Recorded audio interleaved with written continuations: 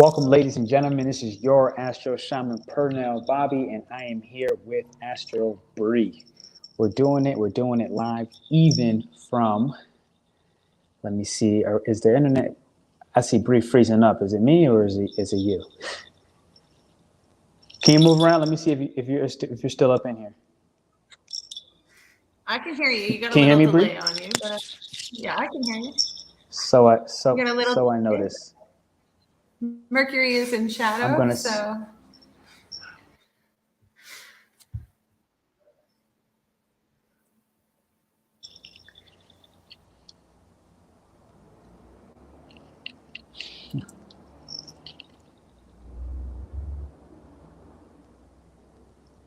All right, how's this now? Are we good? Are we live? Can you hear me pretty clear? Got a frozen picture of you. I'm still frozen right now? Your picture is, yep. Dang, I'm getting got on this retro shadow. Okay, I'm going to switch my Wi-Fi. I might go out for a second. 1 second. Yeah.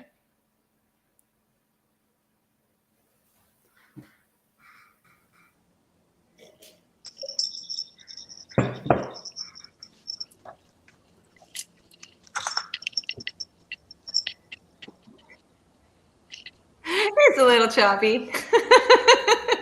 Okay, I just got back. I see you clear. Am I clear on your side too, or no? Nope, choppy. You're a bit choppy.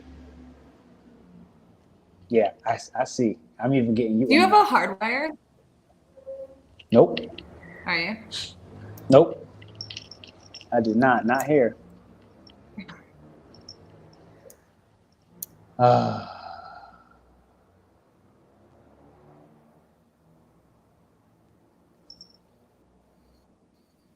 All right, I see you pretty clear, Brie. Are you we got still? Somebody already here.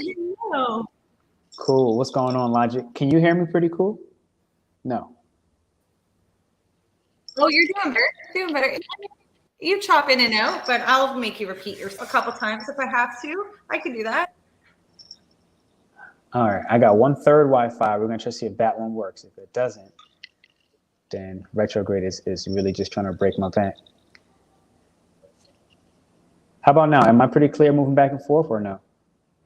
It's a test. Nope. That's better.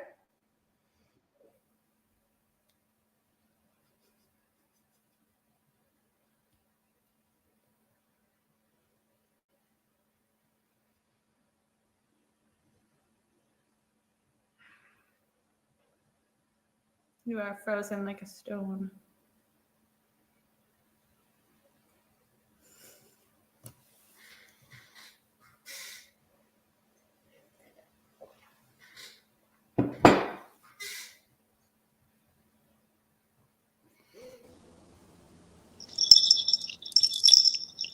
He's come right back. This is what happens when Jupiter pushes into the sign where you have everything in it. You're getting hit in the face. Yo, this is crazy. I can see you pretty clear too, and it's just not coming up on my side. And I'm still choppy in this moment, no? I will check when that 28 degrees is. Logic, hold on. 1 moment.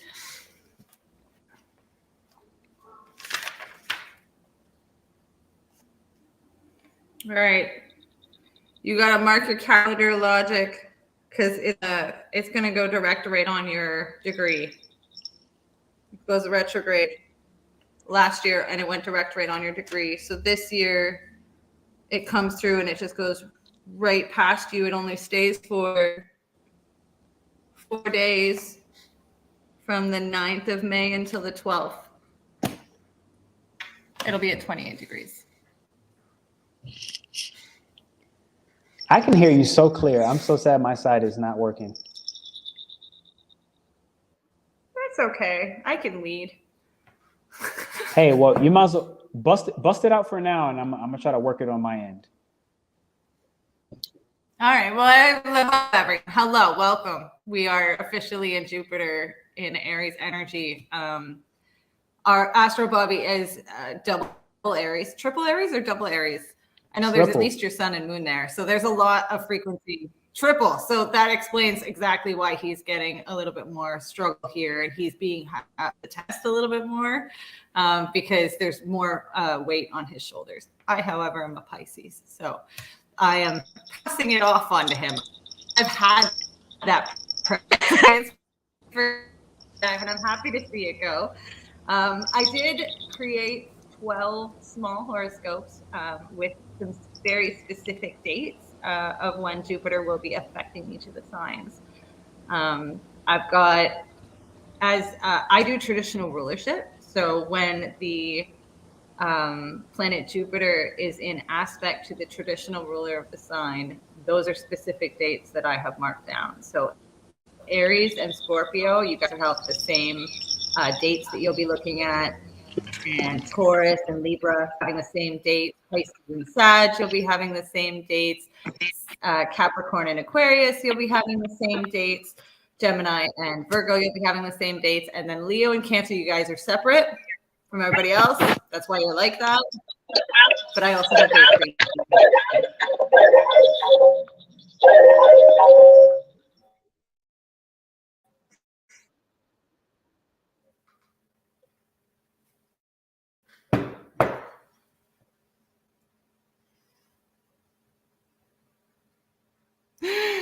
That's like a visual of what Aries is going through right now. It's upside down. It's all around. You're going to see every angle of everything with Jupiter coming into your sign. Expect to see all of the crevices and corners that you've been ignoring for a really, really long time. Now, everybody has every sign. Everybody has every planet. We all have Aries in our chart. So Jupiter is coming into a piece of your chart, regardless of if you have a lot of Aries placements like our darling friend Pernell or not. You could have absolutely no Aries. I have zero placements in Aries. However, it is my fifth house. It rules over my children. It rules over my pleasure and how I connect with my partners on a happy level. It also rules over any kind of creation that I have. Jupiter coming through this sector for me as a Pisces is going to expand on my feelings of self-worth, because that's my second house from Pisces. So I'm going to go through some of the dates that Jupiter has done this dance, because Jupiter is only going to spend 5 months in Aries, and then it's going to move into Taurus, because it already danced in Aries for a little bit of last year. It entered in May on the 11th of 2022. It's stationed at 9 degrees Aries, July 28th, and it left Aries and moved back into Pisces on October 28th, and it's been there since just before Halloween. Your fifth house as well, so you know, like, okay, so wherever Mars is in your chart, that's in relationship to what's going on with Aries right now. So not only is it your Aries house that's being affected, but it's the house where you find Mars as well. Okay, so also this is a big activation of what you've learned over the past 12 years in your Pisces house and your Sag house. Yeah, Saturn in Aries. So for people who have Saturn in Aries, that's a very specific energy that's prepping you, by the way, for your Saturn return, which will come in a few years' time. Saturn's about to move into Pisces, but it's going to eventually move into Aries, and when it does, you'll get kind of a receipt on how you deal with this transit coming up. Okay, so make sure to look at the degree, the very specific degree of whatever planets you have in Aries, and then look up when Jupiter is going to hit that degree. And if you guys are looking for any kind of resources, Pernell and I both have tons of them. So yeah, the date of when it returns is officially tomorrow. It's within a few hours, I believe, depending on where you are. And May 16th is when it will leave. So like we literally have 5 months of Jupiter in Aries. And when it is in there, it's going to go from moving not at all to moving so fast, like super, super fast. This is a massive gas giant, the biggest planet in our solar system. And it can be seen as like this bright, ridiculously beautiful light in the night sky at this moment. And when it's leaving Aries, it will quickly move into Taurus, and then we will experience an entirely different paradigm. But while it's in Aries, we're about to embark on an expansion of our Pisces houses. the house where Mars sits natally, and your Aries house and your Sagittarius house. So that I'm going to talk about in I've written 12 little horoscopes up, and I have dates, so I want to make sure that y'all brought a pen and a paper so that we can mark down these dates, because they're specific to whatever sign is more dominant for you, whether that be your sun sign, your rising sign, your moon sign, or a sign where you have a stellium. What are you doing there, Pernell? You getting there? You getting there with the wires? Am I? You're doing much better now. It's clear. I see you're like, there's no static, there's no echo. It's awesome. All right. Thank you very much for holding it down in the Jupiter in Aries message. Ah, I felt it when I woke up this morning. I was like, go slow. Like me, I'm talking about me. I actually did that like in that motion. Go slow. Can you? Am I still choppy in and out? A little bit, yeah, but it's better than it has been. You're in Mexico. It's gonna be a little choppy. It's okay. That's the thing. Like, it's just not. I mean, I've been in locations where that's true, and this is not one of them. But I guess it is today. Hi. Like I said, we are in a shadow for Mercury. So Mercury is actually in a cardinal sign. So it's affecting whatever Jupiter's doing, because Jupiter's in a cardinal sign now. And you are a cardinal king. It's all over.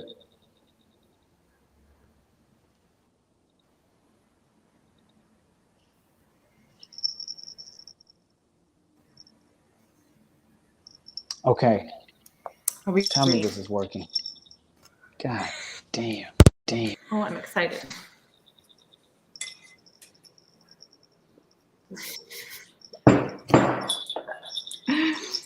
The biggest lesson with Jupiter moving into Aries, especially for Aries people, is that you're learning how to temper yourself. It sounds like an oxymoron considering how big and expansive Jupiter is, but Jupiter, as big as and expansive it is, and as fast as it can move, it takes up so much space that you have to recognize that the space that you take up is recognized from other spaces, and therefore you need to be extra considerate. And that's a big part of the energy of having Jupiter in your sign.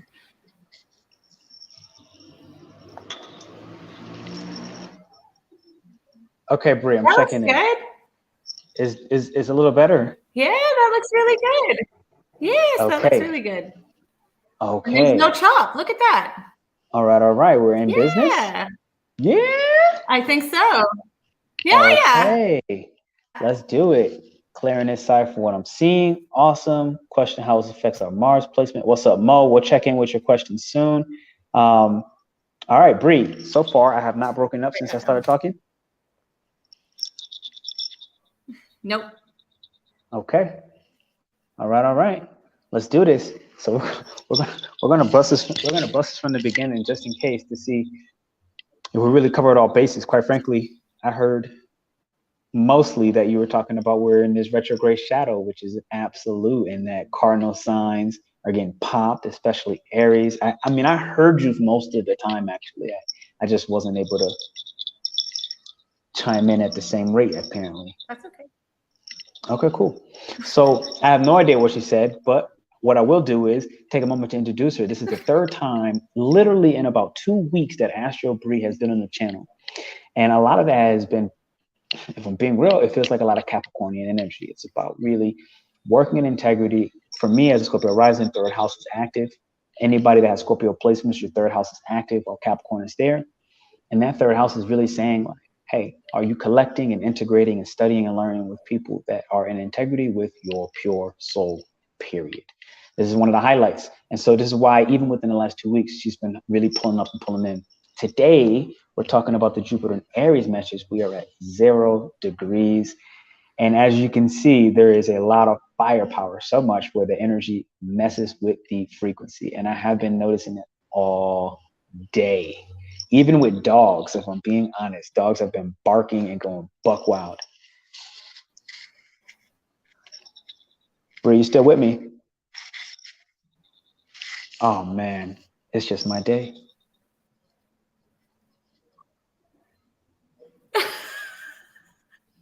It's just my day. Just a little bit of a delay. You're back. I can see you. Okay, cool.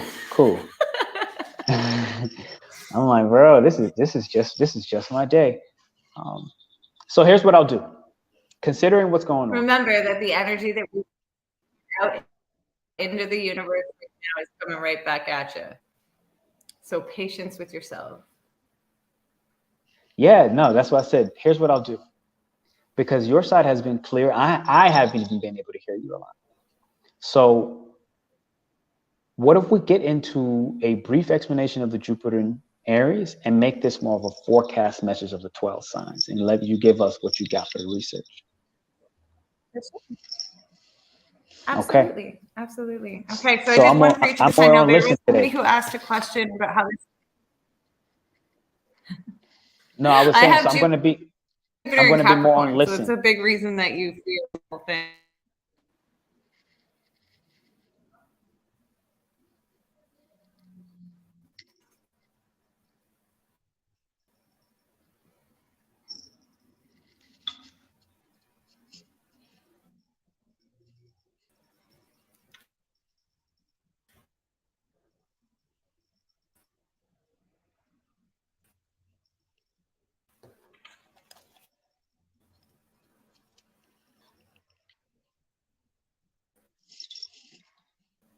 Okay, I just sent you a message. I was just saying, look, I'm gonna take the listening position, and I'm gonna let you give more of the 12 forecast.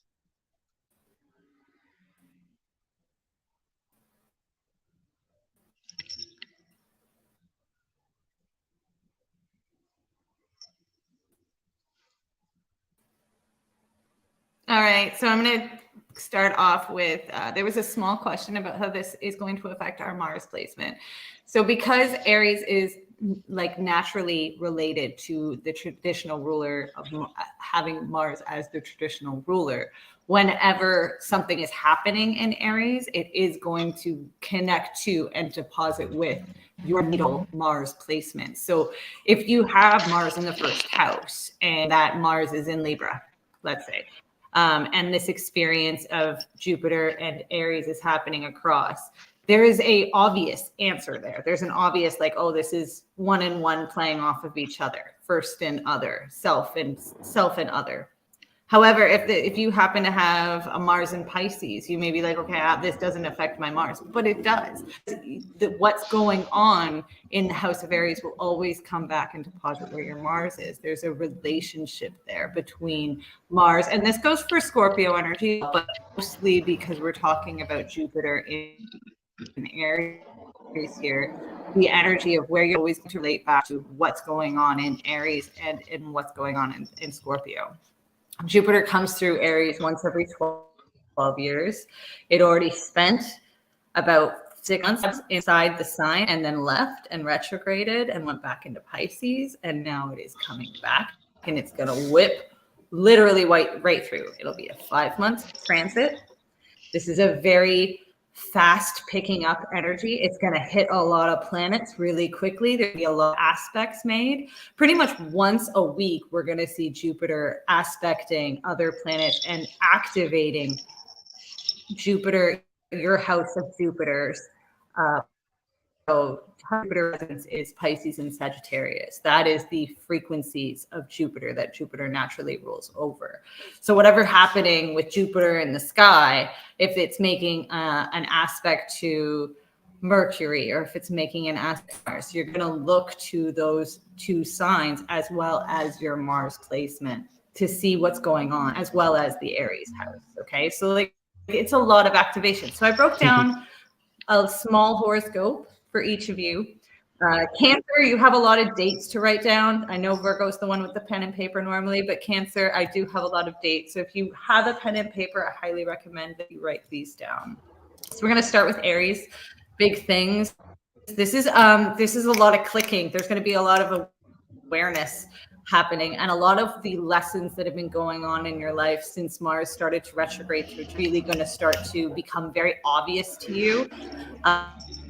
You may have situations where you're able to try and finish people's sentences, and that's because everything's kind of coming to an accumulation. You have Pisces as your 12th house and Sagittarius as your natural 9th house. And even if you are, if you're not an Aries rising, but say you're an Aries moon or an Aries stellium, this is still very much affecting how you believe about faith. That's your 9th house, how you relate to spirit and your higher aspirations, as well as how you close things off and how you let things go, which is your Pisces house, okay? So there is a couple dates here that I have, specifically Mars in the end of January.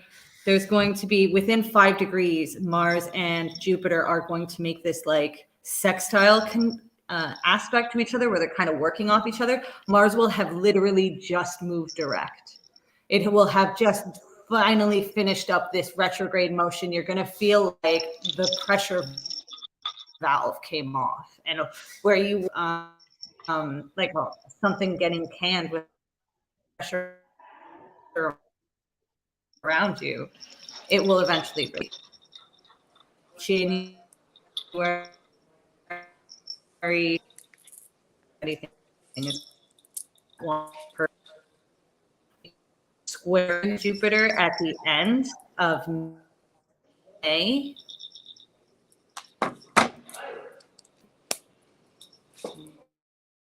Right before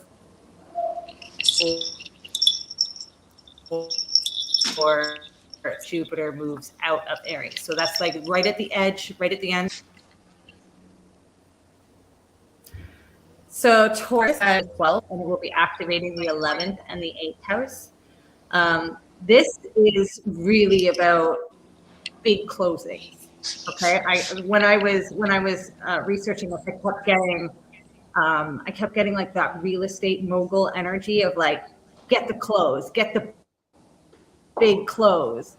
We're activating the 8th. This is a huge time to make real big choice investments based on what you've learned about yourself, about the people you keep, about the neighborhood you want to be in, about your aspirations, about your friends, about your benefits. Your ruler is going to make a sextile Venus, and this goes for Libra as well. On the 3rd of January, from the 12th house to the 10th house, and this is closing titles of responsibility that you've outgrown. So for any Venus people, that's people that are Venus dominant, Libra energy, and Taurus energy, there is a lot of being done, being outgrown a certain title. So it may be that you just release yourself from a city and that's no longer going to be working for you. And you let that go so that you can move and grow in something else. Lucky day here, booking tickets. I've got red eye booking tickets May 6th. Venus is going to meet Jupiter at 27 degrees. That's pretty potent and powerful. That's officially Jupiter in both Aries, sidereal zodiac, and tropical zodiac. So, and Venus will be there too. So I very much see Taurus and Libra energy having some pretty lucky energy around the 6th of May. So Gemini, I've got Jupiter coming through the 11th house. It's activating the 10th and the 7th. Now there's been lessons and blessings for you guys because we've had this Mars retrograde stuff, but I feel like there's official contracts that you're going to be able to really work out in your favor based on the stuff you've already learned. So there's benefits in believing in commitment is what I wrote down. When I was looking at this aspect on the chart, it really shows me that you would have seen things, been tested through this Mars retrograde energy, and eventually through this energy of, again, it's like January 12th. That's Mars retrograde ending, pressure valve releases, Mercury retrograde this time, which is effective for Virgo mostly, and Capricorn and Gemini, because you guys are the mercurial people and Capricorn's the sign it's happening in. It affects everyone. Mercury retrograde affects everyone, as you can see. However, it really is going to be, it's really going to be affecting Gemini this time because of what Mars has been doing. This is about contract work. This is about ambition, remastering titles and contract, legacy. The second house, Mercury energy retrograding. So Jupiter aspecting Mercury from Jupiter being in the 11th house.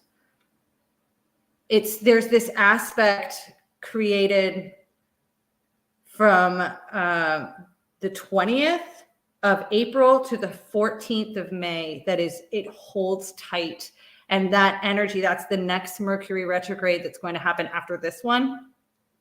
Whatever contracts that you're working in now. And again, the only people that should be signing contracts during a Mercury retrograde are Gemini and Virgo people. I have said this a million times. They're the only ones that know what they're doing. Leave it to them. Okay. Some people are like, oh, nobody should sign contracts. No. Leave it to the mercurial people because they're built for this.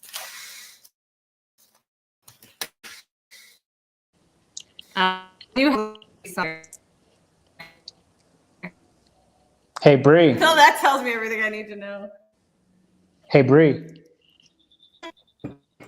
I'm gonna step back in for a second. I've been talking to people in the chat and they're saying now my side is perfectly clear and now your side is lagging. Okay. So I'm gonna hit them with a spiel for a moment. Maybe check your Wi-Fi line too. See if you're good. And I think right now they can hear me. But let me know in the chat, y'all, while she does her checking on her side. Okay, good, because I need a new car. Somebody said good because they need a new car. And I just checked mine. It says that it should be crystal clean. So see if you connected to two Wi-Fi's by chance. And I'm looking at mine even on YouTube, and I'm moving through perfectly clear. Yep, I'm moving through perfectly clear. My voice is not even. And I'm looking at mine even on Yep. Okay, cool. So while I get to y'all in the chat, and we let Brie come back around with that full message. I see she just froze. Look, I caught her right on time. So before we get back to hers, so far we went through Aries, we went through Taurus, and we went through Gemini. You got a little bit of the report. Thank everybody in here for the thumbs up. Also, thank y'all for your patience in this message at this time, because obviously there's a lot happening. You know what I mean? Look, I got my own border. I'm gonna bring it back to the gang status. This is the Jupiter in Aries message. I just want to let everybody know to check out the Astro Divinity memberships. I had 2 more people really reaching out. If you really want to learn astrology, if you want to be able to do everything we're doing behind the scenes, understand how to break the sexuality up from the left to the right, being masculine, being feminine, and how to make sure that these sibling energies combine, how understand these polarities. If you're a Pisces, you have to know Virgo. If you're Aries, you have to know everything about Libra. So Libras, this message today about Jupiter's Aries could be super duper critical for you. It'll be super critical for Libras. You already heard her saying it. I see a tremendous amount of things coming up. Dear Libra, she's not. Bang. Thank you. I appreciate y'all. I see a tremendous amount of things really coming up in this Jupiter and Aries season. And one of them is, and I feel like she said this a little earlier, one of them is, okay, she's in there. One of them is, thank you for doing this, inspiring me to get my channel running. The grind is real. Absolutely, German the Magi. Bro, when I tell you this whole retrograde, I am in Aries. And so like she just said, like this was hitting me hard. This 12th house, for the Aries out there, understand, I want you to drop where Aries is at in your placement, because I feel like I need to put a little time on the Aries placement, because Aries have been played for almost all my life.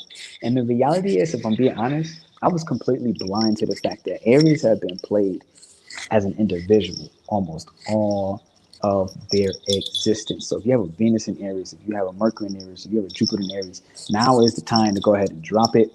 Aries in the 12th house, Aries moon in the 2nd house, Aries moon gang. We both up in there. Aries in the 12th house. So yeah, as the Aries 12th house, Flora P. Hernandez, you've been going through it. All right, let me see if I can get Brie back in here. She looks like she is. You look clear now, no? Let me see. Yeah, am I clear for you too? Can you hear me okay? I can. Can you hear me as well? I can. All right. I feel like we're on the same link right now. Let me go ahead and get back your banner. All right, I wanted to do earlier, but we were messing around with the things, and I think it might help. Hopefully it helps. I was going to say a little bit of a prayer for a clear connection. Dear Father in heaven, please provide a clear connection so that we may channel your message, so we may walk more direct and more correct into your light. Glory be to the Most High forever and ever. Amen. Okay, let's hit it. So I was just giving them a little rundown, and look, I see somebody saying we're good now up in the chat. So shout out to you. Shout out to y'all sending good prayers, happy prayers. I have noticed it all day long. And there's been a consistent message that this Jupiter in Aries is really bringing up, and it's shown me. And I feel like I don't want anybody to look at this and be paranoid about this next statement. So do be mindful of that. This next statement is not to be paranoid. This next statement is to also just be genuine and be real. Animals talk to me. They always have, but like you said, during this 12th house transit of Aries, a lot more connection to source energy, not more connection to, let's say, spirit, a lot more connection to guides. And the dogs were you hear as soon as I said it. No, that's actually a owl or some kind of bird. My point being, when I went outside early, dogs were barking tremendously. And right when I said dogs, boom, I get an owl now. Maybe there's no dogs next to me, but the owl is talking. This is spiritual warfare, and you see it in the title. Aries season, when you put it in this Neptunian energy, when you put it in this Jupiter energy, this is Sag. Remember, Sagittarius is the only zodiac sign with a weapon. And I like to remind people of that. Brie, for example, is a Sagittarius rising. She has a weapon. She's literally rising into what her weapon is as this life continues on. So understand, like, Sag's the only one with a weapon, and Jupiter is that. And now you put someone like a warrior type mentality, aka Aries, into the mix, right? Who just came out of the 12th house. What I want to say is like, the dogs that have been barking today, this is one of those things where you kind of see those end of the world movies and all the birds start flying south. And you look up and you're like, damn, there's thousands and thousands and thousands of birds. Why are they all going crazy? Or they just start flying in circles, which you may never see over and over and over. And you just hear dogs just start barking over and over and over and over. What I'm saying is like, be very, me coming out of the 12th house, like, this is a simple message. Be very aware of these energies. Don't feed them. Okay, on another level, don't feed them, because remember, basic laws, correspondence, law of attraction, the whole nine. What we feed, what we give attention to is what will grow. Okay, literally, when I woke up this morning, projections were trying to come through. Projections from, I'm not even out of my bed yet, and people were projections trying to come through. Why? Because you have expanded, you have grown, all of us, in some capacity. Now, again, Brie's giving a report, so see it for your sign specifically. But I can tell you, coming out of 12th house, it's like, when we start saying no, and this is one of the things Aries itself is really here to always teach us. I'm a 5-1. Boom, she see it. You already see it. You already know it. The projections on the 5, projections were coming through early, and it's like, when you start saying no, those who have been supplied from your energy source, and they have now lost that connection, they have now lost that link to endless amount of infinite rejuvenation energy. I'm not going to get too crazy in this because we're still on a public platform, but understand that there's a lot of people in the world using infant energy, Aries, 0 to 2 years old, infant energy, to have a constant source of, let's just say, the river of life. What's that thing called? The fountain of youth. This is what's happening. The fountain of youth. And so understand that Aries stepping back, this is a 12-year cycle ending. 12 years. 12 years of beliefs. Okay? 12 years of some sort of modality that you had faith in, some sort of faith that has stepped out of Pisces, where this old form of faith, this old form of connection, this old form of isolating or not isolating, taking the advice of your guides or not taking the advice of your guides, we have ended 12 years for. And you now have an opportunity, and that's the key word here, an opportunity, because Jupiter will expand anything you give it. It will expand the good and it will expand the bad. It does not care. So you have to be super mindful. And I gave you an example even this morning as I was waking up from my own dream space, my own astral realm. I had to cut people out a lot.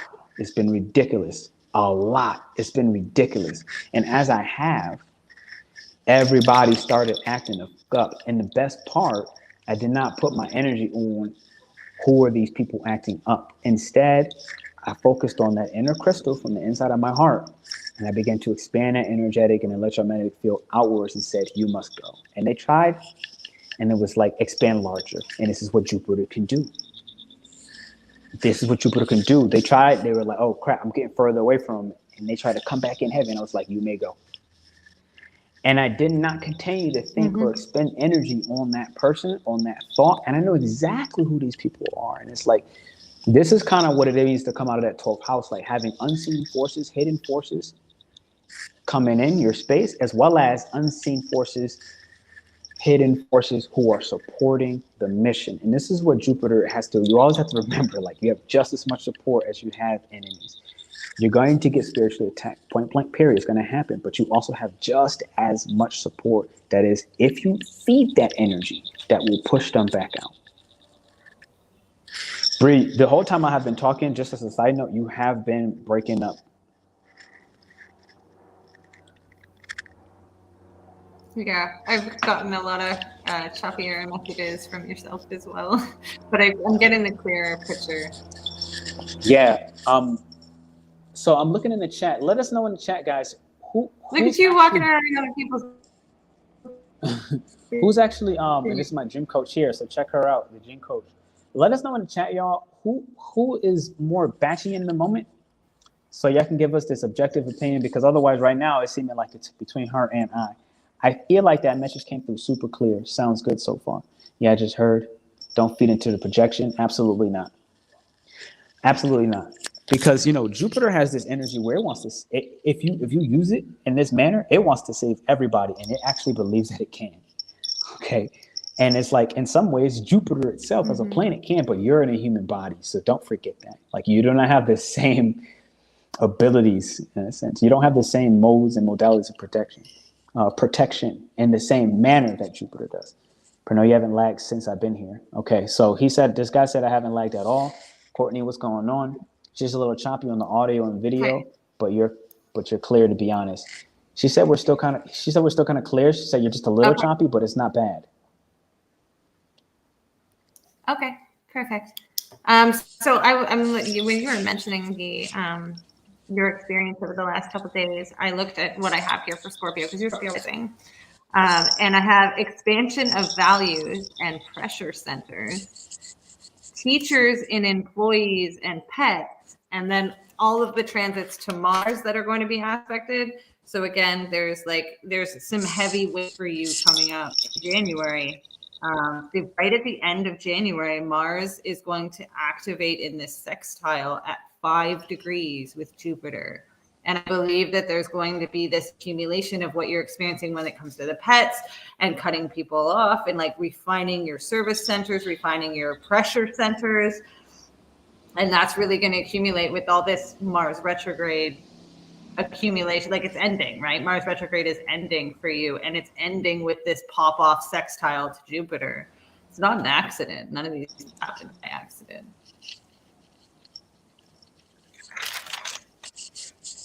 So the last we were on, if we get back into the report, Cancer. We're on Cancer now, no? Cancer. Yeah, so I've got dates for Cancer, because like Cancer and Leo, they have their own traditional rulers. They don't share a ruler with any other planet. But Cancer will always, the reason Cancer are like that is because they experience the most amount of transits. Their ruler is the moon. It's going through phases. It hits all the signs every single month. So it is going to aspect Jupiter every single month, and it's going to do it 4 times a month. So the first date, I've got the agitation. It's the square. That's the 5th and that's at 1 degrees, right at the 1 degrees. Okay, Jupiter and the Cancer moon. So a big one for any Cancer. Then I've got the 13th. There's an opposition. Okay, and that's at 2 degrees with Libra.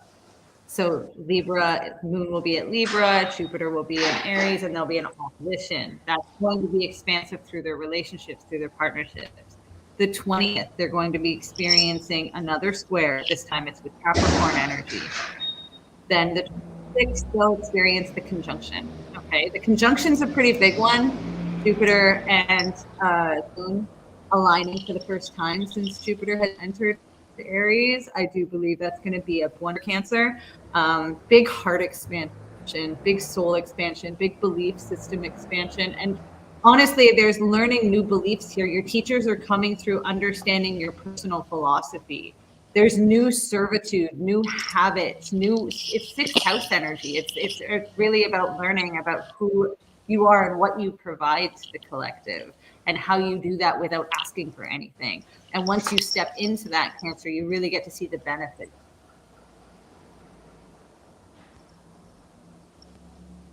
Beautiful. So this is Cancer sixth house energy? February is going to be a bit bumpy. Yeah, so Cancer, it's going to feel like, because it's in the 10th house. Okay, so Aries is 10 houses from Cancer. 10th house. But backing Jupiter's house, which are Sagittarius and Pisces. So there's a lot of sixth house frequency here for Cancer. There's a lot of learning about your beliefs, learning about what you really believe, what's your personal philosophy. And it's going to really, like, it's always with Cancer, it always goes back to the lineage. It always goes back to what mom provided, what aunts provided, what the frequency inside of you provided before you got here. What is your safe space like? What is your womb space like? There's a new read of pride about that. So you may see a lot of Cancers opening businesses of their own. A lot of entrepreneur energy. Yeah, I heard that, Cancer. It's time to get it in. It's time to get it in. I see Elijah here saying my mother is a Cancer. We keep bumping heads about Christianity. Yeah. I mean, this is Jupiter. Jupiter has religion written all over it. I mean, I'm a Christian mystic. I piss off a lot of people. I totally understand. Jesus loves you regardless. So, and Jesus tells us first off not to judge each other. It's true. It's true. That's the irony of, like, with religion, there's so much judgment involved. In general, on the mainstream. I'm gonna say in the mainstream. I'm not gonna say every single person. Elijah, probably better avoid the subject. You got Awakened Phoenix really right here with you. What's this saying right here? My progress since 2013. Okay, cool. So what's happening now with Leo? How is Jupiter in Aries affecting Leo, a fellow fire sign? And everybody hit that thumbs up in the meanwhile, gang, whoop, whoop, hit it up.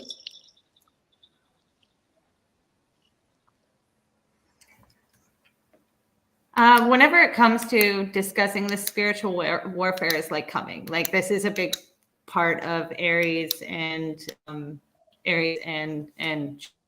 Jupiter coming through Aries. Is there's an expansion on beliefs for everyone. There is an expansion on personal understanding of what beliefs is, because Aries is the ego, it's the warrior, it's the me, it's the I, okay? And Jupiter is the teacher, it's the sage. So if the sage is coming into the warrior, everybody's going to be like, I'm right. I'm right. What I think is right. My belief is right. My book is right. The point is, you got to find the common denominator. You got to find what is the same about what you're saying and what she's saying, and then meet her there. That's how you blend these things. More people have died for religion than people have been baptized for it. Okay. So you need to give yourself grace and understand that there is going to be arguments. Those arguments are in the books themselves. The point is, there is actual similarities between what you read in your astrology book and what you read in the Bible. I literally have these two sitting beside each other all the time, okay? Because they mean the same thing. They're talking about God's plan. They're talking about, and yes, I know in some parts of the Bible, they're like, don't follow astrologers. I know that. I've read it myself. But there are 12 apostles. There are 12 signs. I had a guy. Jesus' frequency is very much energy and energy. I had a guy I met in Colombia, and he was raving one day in a cafe, and he broke down the whole Bible game and he put the actual names in the Bible. He was able to clearly assign them to zodiac signs between Satan and Capricorn. You know, we see that consistent with the devil card. No, is it the devil card? The devil card in tarot? I believe so, right? Yeah. And Capricorn energy. Yeah, it's a devil card, no? Yeah. So it was just buck wild. He was able to take, he was able to just, and I was like, it was just almost so much. But if you look at it, and even to the sun rising and Aries being involved in its setting and the Libra, it all went like this. It was like, oh my God, this is, if you know how to read it, and it's not very simple, to be honest, like to decode it word for word is actually super complicated, because it is rewritten in a riddle in a way. It is rewritten in a riddle. It's like the words, if you read line by line, it's like a jigsaw puzzle. And so the day will come. I mean, what transit? It might be a Jupiter. It might be a Neptune. I feel like Neptune in Aries 2025 might help to reveal things further about that. When it kind of comes out of Pisces, because Pisces supports the confusion, the religious pious and confusion. Yes. In order for us to actually come together, because we have to almost commit to something before we even fully know that we're even in it, and then one day wake up and realize we've been doing it all along, and it's not much different. For the whole globe to start to see, feel, think, unite, relate in one way, you know, and instead of all of this grand illusion that we're separate. And it's like, it is truly a grand illusion, because it's not, we're not separate, like we're all one, you know, it's that simple. But yeah, it's the devil card. Thank you. I appreciate you. So Brie, what's up with Virgo? What are they going through? Well, Leo first. You can't skip Leo. If you skip Leo, they come after. No, I thought you had started. I don't know why I thought you had started on Leo for some reason. I don't even know why. I swear I thought you had. I swear I thought I had. That's okay. So Leo has Aries in the 9th house. So they really are stepping into their own personal philosophy, but they're going to be activating. Honestly, this is the 5th and the 8th house. I have sacrificial love, merging power with children, experiencing what's called empty nest syndrome. Step parents are going to be at the forefront for Leo. Okay, there is a pretty heavy transit on the 25th of January, where there's a square at 4 degrees, and then April 11th there's a conjunction at 21 Aries. So for Leo, it's really about understanding that and walking in your personal philosophy instead of just speaking it and talking it and projecting it onto other people. There's going to be an element of honoring it, and because this is 8th house again, like 5th and 8th house is your Jupiter houses. That's your Pisces and Sag houses, okay? Or sorry, Sag and Pisces houses. And so this is going to be about really understanding that what you put out there, creatively, and when you deal with children, will come back to you and take from you. It will either take the negative away or take some of your stash away. It's really going to be up to you, Leo. But I mean, Saturn's still in your 7th house, so you really got to watch what your karma is dealing with here. Saturn's in the 7th house, and Saturn will switch over in 2023, I believe, like January or March.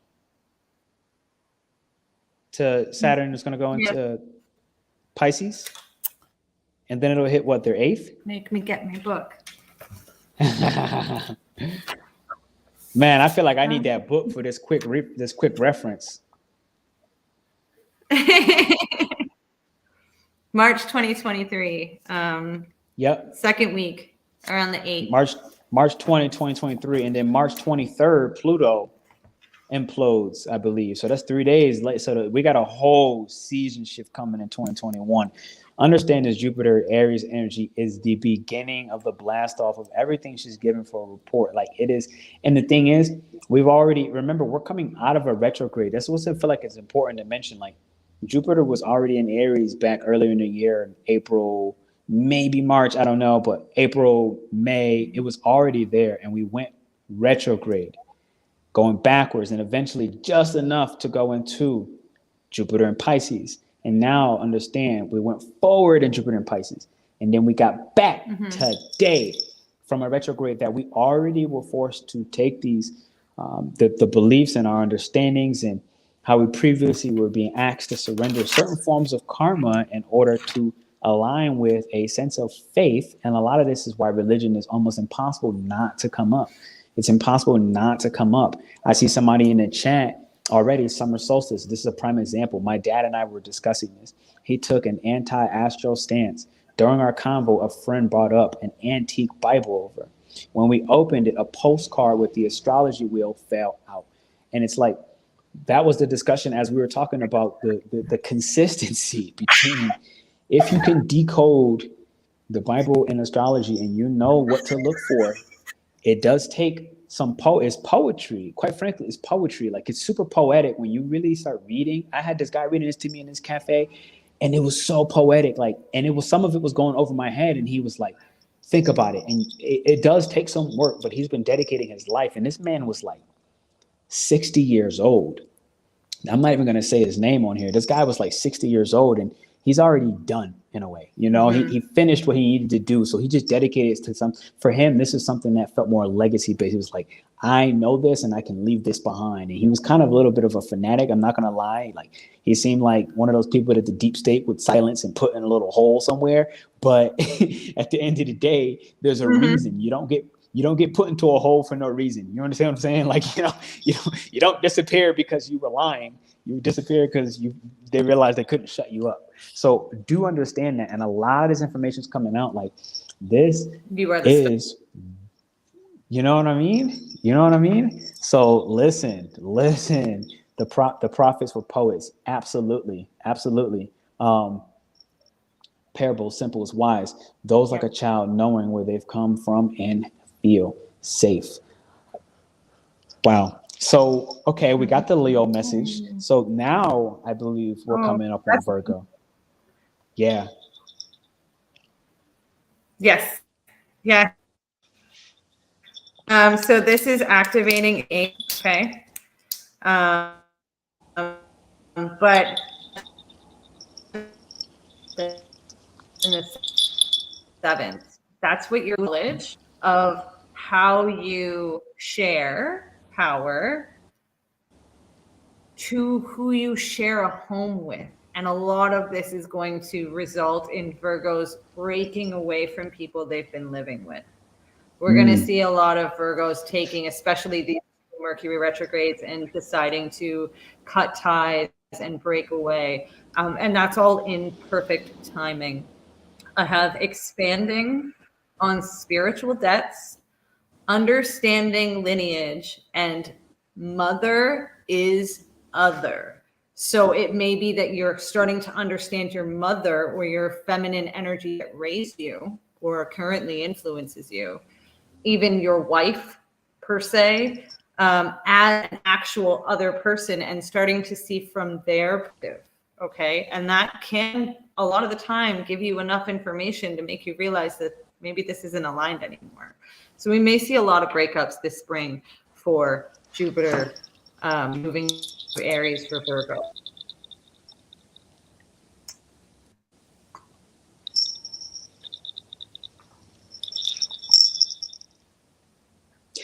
No, yeah, I know you're catching it. You're catching it bad. I'm looking at it. I got the YouTube right here, so I can actually see. You're only it's only lagging right now on your side. I wrote what we did here so far. It's only on your side at this point. Yeah, it's only your side. It's kind of, since the beginning was literally only my side, and at this point, since I came back, it has only been your side. What I did was I switched it from my computer and I went on my iPad because it took a smaller bandwidth. On your phone? Your phone, that's what I had did before too. I switched to my phone. They take such a smaller bandwidth than the computers. So I just said, look, we're going to keep it simple. I got so much more options on the computer, but it was just more worth it to me just go small bandwidth. So if you got to switch, don't worry. And while she does that, okay, we're at the halfway point while Brie go ahead and take a switch moment. I'm going to kind of go back to y'all. I know I asked y'all before to drop the Aries placements. So I'm going to try to, in the meanwhile, just get a little bit more personal. All right. I'm gonna get a little more personal. I see Brie is I put her in the background. I see her switching over. Okay, maybe not. Hey, I think this one's clear. This one might be working perfect.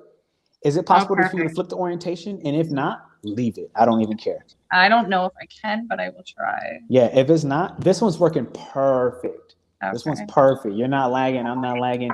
Now we get to have fun. I don't think I can. That's okay. Leave it like that. All right. Let's keep it simple. Let's keep it simple. Absolutely. I got my little camera wipe sock. Hit me with a little camera wipe in the minute. Hit me with a little. Yeah. We got that Capricorn energy. We gotta show up pretty. We gotta show up. You know what I mean? Always with the suit jacket. Always. We gotta show up with the look at that. 56 minutes in, we are officially on green light clear, left and right. It's not Mercury retrograde yet. No, just the shadow. Yo, the shadow. I always tell people like the shadow is really where you want to start putting alerts on. I want to start the alert at the shadow, so you know what you're working through and what you're coming back to. So exactly. I feel like the retrograde really matters. What did we retrograde at 8 degrees Capricorn, I believe? Yes. Okay, and we're gonna go back in January to Capricorn 8 degrees. So off the rip. If I look at that and I try to help you understand what that might mean, this right here, this whole image, okay, the fact that you can at the top see Jupiter in Aries, our members meeting up every first and third Sunday. I'm promoting myself in a moment. Give me a moment. Get AstroShaman, Pernell, Bobby, Regenerating World of Harmony, Love and Astrology, inviting guests, taking the time to revise and make frames, the whole 9, ladies and gentlemen. Understand that this is what the money is that we are investing, or the energy that we are investing in our image, and understanding that image matters. I had to learn this at one point because I used to not care at all. I mean, like I used to just like walk around like a ragamuffin, straight bum. And I would literally look at you like, I dare you to say something. I might fight you, but then again, I actually don't care, so I'm not going to fight you. So Aries. Aries. I might fight you, but I actually don't care. I actually don't care. It's kind of like, Aries, I swear Aries has that mentality, like once we know the end result, it no longer matters. Like it doesn't. So as long as we don't have an actual challenge, like it has to be a challenge. Once the challenge part is done, Aries is out. So apply that to where it sits at in your chart. Venus in Aries, the moon in Aries, your sun in Aries, Jupiter in Aries, or 1st degree, 13th degree, 25th degree, okay, or Mars, and what houses that planet? Like Brie said, because now we're back in flow. I like the flow that Brie and I have. I'm not gonna lie to you, I always have, and it's why I keep having her back on the channel, because it's honest to God fun.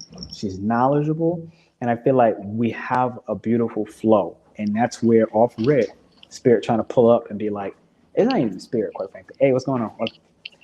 We're also talking about the Bible and astrology, and we are always going to feel some kind of spiritual warfare because this is taboo AF. Okay, exactly. Taboo AF. Like I call myself a Christian mystic. That pisses off a whole slew of people, and it intrigues a whole slew of other people because it divides people, which is exactly what Mars energy does. Mars energy does this, Aries energy does this, Scorpio energy does this. And my son, who has Mars on the rising, he recently made the connection. He was like, Mom, on Scorpio energy, there's the arrow. And if you turn the Aries symbol upside down, it kind of looks like an arrow. Look, that's part of Scorpio, literally, and it's the arrow at the top. It's because it divides. It divides. It's divide, and it also stings. Yeah. There's a little bit of both. It divides and it also stings, and and its sting, even its sting can be obsessive. Understand that this isn't so simple as, you know, and this is a little off topic, but it has something to do with Mars and Aries energy, because it is a traditional ruler. Like, you know, I've learned to really put a lot more, and again, this is not the message today, but I learned to put a lot more focus on Mars, even more than Pluto. And Yes. you know what I mean? And I feel, because I feel like it's important. It's important. Like, we must respect the traditional and the modern, and realize that each of them apply when they apply. And I say when and how. And if there's no measure of, you know, how much weight one has over the other. They both have their roles. They both have their responsibilities. They both have their influence, and they're going to play out. So don't ever fall into, oh, I only believe it's Mars because that's the traditional ruler and Pluto doesn't count. You're dumb. I'm saying it. I'm sorry. And don't ever say that, no, it's Pluto and Mars is like, you're dumb. I'm calling it out. It is what it is. Apply both and allow them to play their role in the ways that they do, because Mars and Pluto are very different. Yes, but they both have annihilating energy. They both have the ability to make whatever came before non-existent. They just do it in different ways. One is on a personal level, and one is on a more universal, almost underseen energy. Pluto will get you when you're not looking, where Mars will come in right in your face. So here's what I was really trying to hear what you said, and I've been playing with this because I've seen data go back and forth between different things, but I've been finding more and more reasons why Pluto is exalted in Aries, and I would love to hear your take on that. Actually, I read a book called The Eyes of the Sky, I think it's called. It's an astrology book, and they theorized that Pluto is the ruler of Aries, not Mars. And Mars is actually more aligned with Scorpio energy because of the sexual connotations. And honestly, the first time I read that book, I was like, well, this was written wrong, because I'd heard so many astrologers tell me one way. It only goes this way. It only goes like since the 70s, astrologers have been sticking with what they know, when really astrology is an expansive study and it's meant to be changed. It's meant to be altered. As we know better, we do better. If we stick with what we've always known, we never grow. Right. So no, I 100% believe that. Yeah. And I'm rocking with Awakened Phoenix in the moment, because in my membership, I've been honest to God teaching people the relationship between Aries and Scorpio more and more and more. And I've been basically saying it like, look at them as siblings, and you have a sister and a brother, and they share that Martian energy. And I've also understood that Pluto is exalted in Aries. And what she said about annihilation energy, understand that, like, Aries doesn't really do anything half-assed. Like, it's just true. Like, everything is annihilation. And the way you can prove this, if you look at the superpower of Aries, and this kind of matters for this Jupiter and Aries message. If you look at the superpower of Aries, it is absolute speed. I'm going to say it again. It is absolute. And that's because of the cardinal. Okay, it's fire, but it's cardinal. And I feel like unless you have Aries energy, it is really hard to understand absolute speed. Because if you don't have it, you are not enough negative connotation, but less than absolute. And absolute, keyword again, back into the exaltation of Pluto. Yeah. When Pluto makes such transformation, it is absolute. And I want you to understand how this makes sense, because Aries and Pisces are two symbols that can very easily, and when I say easy, I'm aligning with their natural energy. Their natural energies, and one of Pisces' natural energies is divine and absolute surrender. Yes. Which is why it represents part things 12th house, which can be monasteries and literally meditating in silence, like a Vipassana, and sleeping and resting. Yeah. And so I learned that, you know, Pisces' like superpower is literally stillness. It's literally stillness. That's their legit superpower. Stillness to the point where they have now access to other realms. It's their ability to just literally lay down and not even wink, not even budge, not even twitch. And so what I'm saying is Aries and Pisces, they both touch, they both meet. Yes. And so as a part of that, we have to understand that the full completion of the wheel, they get to the ether, the fifth element in elemental magic. Okay, you have fire, water, earth, air, and you have ether. Mm-hmm. Aries and Pisces hit the ether in different ways, but very easily. Aries, if you speed up fast enough, my hand will disappear. Mm-hmm. It will disappear. I hit the ether. Yep. Pisces, if you stay still long enough, you will disappear. You will disappear. You will become part of your surroundings. Absolutely. Exactly. So that's why Pisces is everything and nothing at the same time. And this is how Aries, and this matters because I feel like, again, I'm so pumped until when Neptune hits Aries in 2025, because there's this grand illusion around what Aries is. And it's been such a long time since Aries has been back in Neptune in Aries. So what I'm saying is when it finally leaves in 2025 Pisces, these themes we speak about will matter. And this is why even something like this live today, right? Mm-hmm. Even something like this live today, as much as I, from the beginning of my day, tried to pump my brakes, I'm talking breath work, I'm talking yoga, I'm talking eating breakfast slowly, pump my brakes, because I understand this absolute speed power. And I realize Jupiter is here, P, you can just evaporate. But I still, at the last minute before coming to this light, I came in really hot, came in really fast. And you notice that the frequency will begin to dissipate. I don't exist. Yeah. I don't exist. I don't exist. And the same thing in a way happened almost to Brie, where it's like in the meanwhile of me speeding up so fast, what did it do to the Wi-Fi connection? It stayed still. It stayed still. It stayed still. So which is why when I found a way to come back energetically speaking, slowing down from absolute speed, she hit absolute stillness.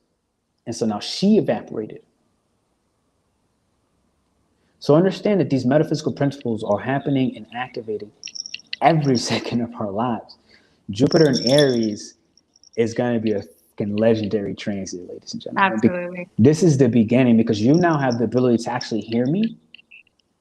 12 years ago, if you listened to this exact message, you would have already clicked exit. 12 years ago, if you heard this exact message, you would have been like, he's crazy and she's a nut. Literally understand what I'm saying. Like, this is like, I hope y'all getting put on game. Come check the memberships, man, because one of the things one of my favorite astrologers, whose name I can't remember right now, so sorry. I know her name is Diana Saab. Have you ever seen her? Diana I have Saab? Not. No. I have not. So she's super dope. But the reason I had mentioned that is, damn, why did I mention that? Mercury Retrograde is coming for you. Okay. Here's what she said. She said, people have spent so much time trying to believe Jupiter or Neptune, believe in astrology, believe that it even exists. Where when I'm doing my tags, one of the suggested tags is for me to type, is astrology real? It's like, obviously, right? But the thing is, we have spent so much time as a culture society in modern time, not in past times, through a couple cycles, a lot of cycles, we've forgotten, which we haven't. We've been stripped from this information. Okay, so we didn't forget shit. It was stripped and it was modified, just like they modified your food, GMOs. It was modified so that now the question will come up in 2022, 2020. Is astrology real? And that's never been a real question. That has always been a deception. That has always been a diversion. And so she said something where we're in a time where she had to come to the embrace. And I felt the same thing for me. I had to come to the embrace, the belief. Okay. I just went to 12th house. She said it earlier in Jupiter, that I cannot dilute my speech nor my expression of astrological wisdom to try to convince you that you should believe this and that it's real. No, it is the point where, and she said this and it really hit me hard. It's like, I'm just going to talk that talk. And then when 15 years later, when somebody else finally decides that Pluto is exalted in Aries, then that's on them. But if you want to believe that today, and do your own research and make your own conclusion, and you essentially want to step outside of what has already been written, understand that anything that somebody has written and a bunch of people have written a topic on it, that means that we do not know anything about that topic. Because if it was written properly once, it would be happening once. And that person would be the godfather of that topic if it could not be topped. But the thing is, everyone's trying to learn. Everybody's trying to learn and they're publishing at the same time. They're learning and they're publishing at the same time. No one's taking the time to just learn and let it sit. And one of the things I like about Brie is Brie's been doing astrology for longer than I. She's literally been alive longer than I. And so she's been able to watch it shift and change through generations. And as a part of it, we're able to have a conversation that is in flow, because it's not about what's mainstream and what's pop in astrology spaces. It's just like, no, this just exists. And at bare minimum, it is able to challenge. At bare minimum, we're able to challenge each other's thought process and realize there's always room for growth. There's more to learn. Yeah, absolutely. Exactly, and that's so much more to learn. So you were mentioning earlier this man in a cafe that kind of blew your mind about the astrology and the alignment of the Bible. I don't know if you're a fan of Santos Bonanacci, but he is one of my good friends and one of my teachers. He created Mr. Astro Theology on YouTube.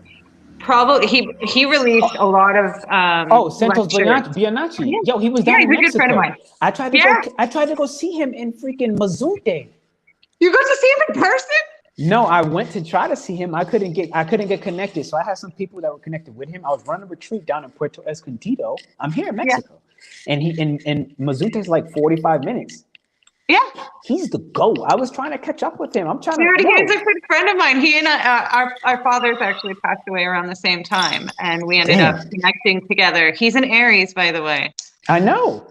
I watch his videos. He is one of my favorite teachers by far. And yeah, he's someone that I highly recommend everyone who's into astrology and is wondering about how the Bible connects with astrology. He's the man. Go to his videos that he produced 11 years ago.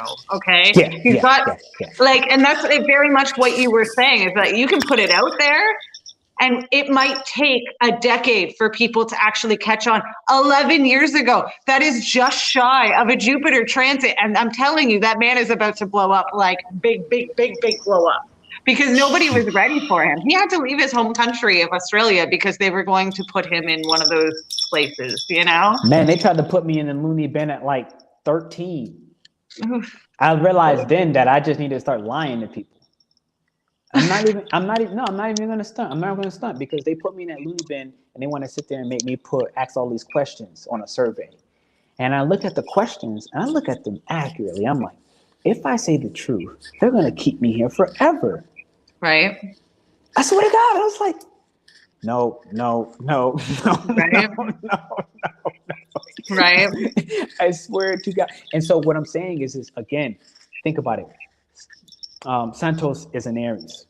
Yes. So what am I saying? He is pioneering, and that's what Jupiter in Aries does. It is the expansion of what we are pioneering. Yeah.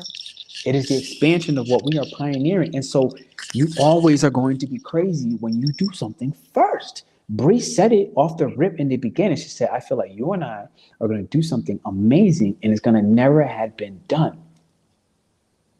She said that. And she knows very clearly why she said that, because she said she's a Christian mystic. She literally had it. Like it'd be foolish for me not to believe in the mysticism behind her, and everyone can see it radiating from her. I mean, she's a fucking Pisces, for God. You know what I'm saying? So what I'm saying is, like, what's beautiful, what I learned about Pisces is Aries can see the initial dangers before they happen, and Pisces can see the end before it happens. Yeah, we don't see the danger. And especially with the Sagittarius on me, I've got a lot of Jupiter, and my Jupiter is in Capricorn. So it's a lot of Jupiter. It's a lot of belief system, regardless of how much it hurts. I know that my body heals, so I just go through the war. I walk across the coals because I know that my skin will cover itself with, natural bandage. it's about faith. My whole life is about faith, but that's all personal. No. It's completely true. It's completely right on point. I mean, like, I think Awakened Phoenix is in here. She's a 5-1, and so she kind of gets it from that heretic standpoint. It's like, and it's like the majority of me is Aries and Scorpio. Regeneration game is just like, it's stupid, but it's not for no reason. Like, I wouldn't need to regenerate if I was never going to be broken down. But that's the reality. I have to transform so much, so frequent that I do break down. It's a part of the process. And so we got to just start understanding these variables. And it's like, man, you talking about Santos right now, it's crazy. He was one of the first people that was helping me understand the electromagnetic waves, the magneticism, and the black light, the dielectric, and the original light. Yo, we got to come back and do a talk about that on a whole different day, because it's so maybe we can get him on the show. I'm down. I'm ready for it. I tell you, I swear to God, just 4 months ago, I was trying to just 4 months ago, I was down in Puerto Escondido, living there. And it was like 40 minutes away. But you know what made it so hard? There was a hurricane. Not divine timed. It was a hurricane. Divinity was telling you it's not time yet. Let things wash down more. Let the water come down more. It ripped everything up. Everything. For a full straight month, automatically, I couldn't run a live if I wanted to. Couldn't run a live if I wanted to. Couldn't run a live if I wanted to. Couldn't do anything. The only thing I could do is wait for people at the airport who were coming to the retreat. That's it. That's all I could do. And I pull up on the motorcycle and I'm like, hey, get on. And I'm driving into the retreat location. That's all I could do. Gracious. So let's get into the message. This is so awesome. I'm so excited. Oh yeah, we've got a couple more. So Libra, expansion through faith in watching your effect on others.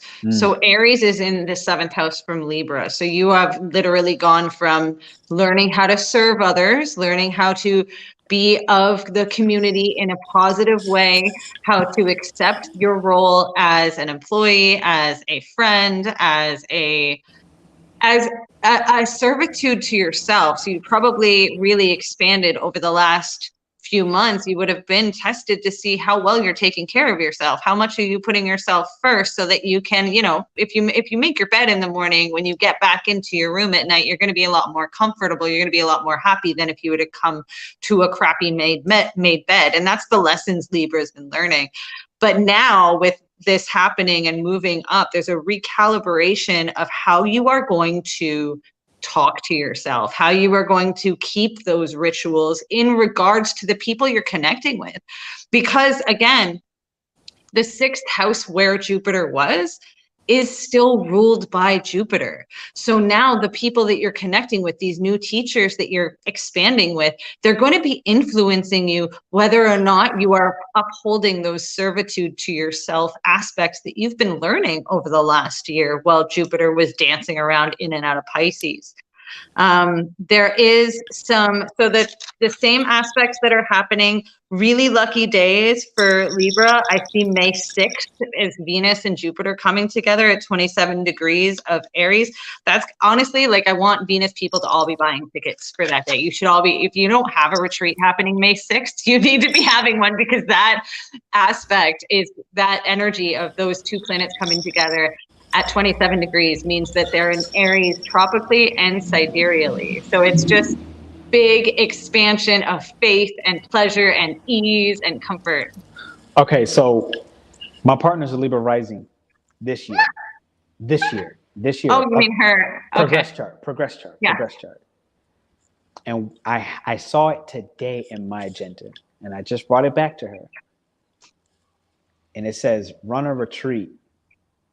And we already did the research. We already had the outline, but it wasn't time. So we dropped it, retrogrades, all that. We were like, look, we're going to try to potentially do one for January, February. And we just realized it ain't it. And that was months ago.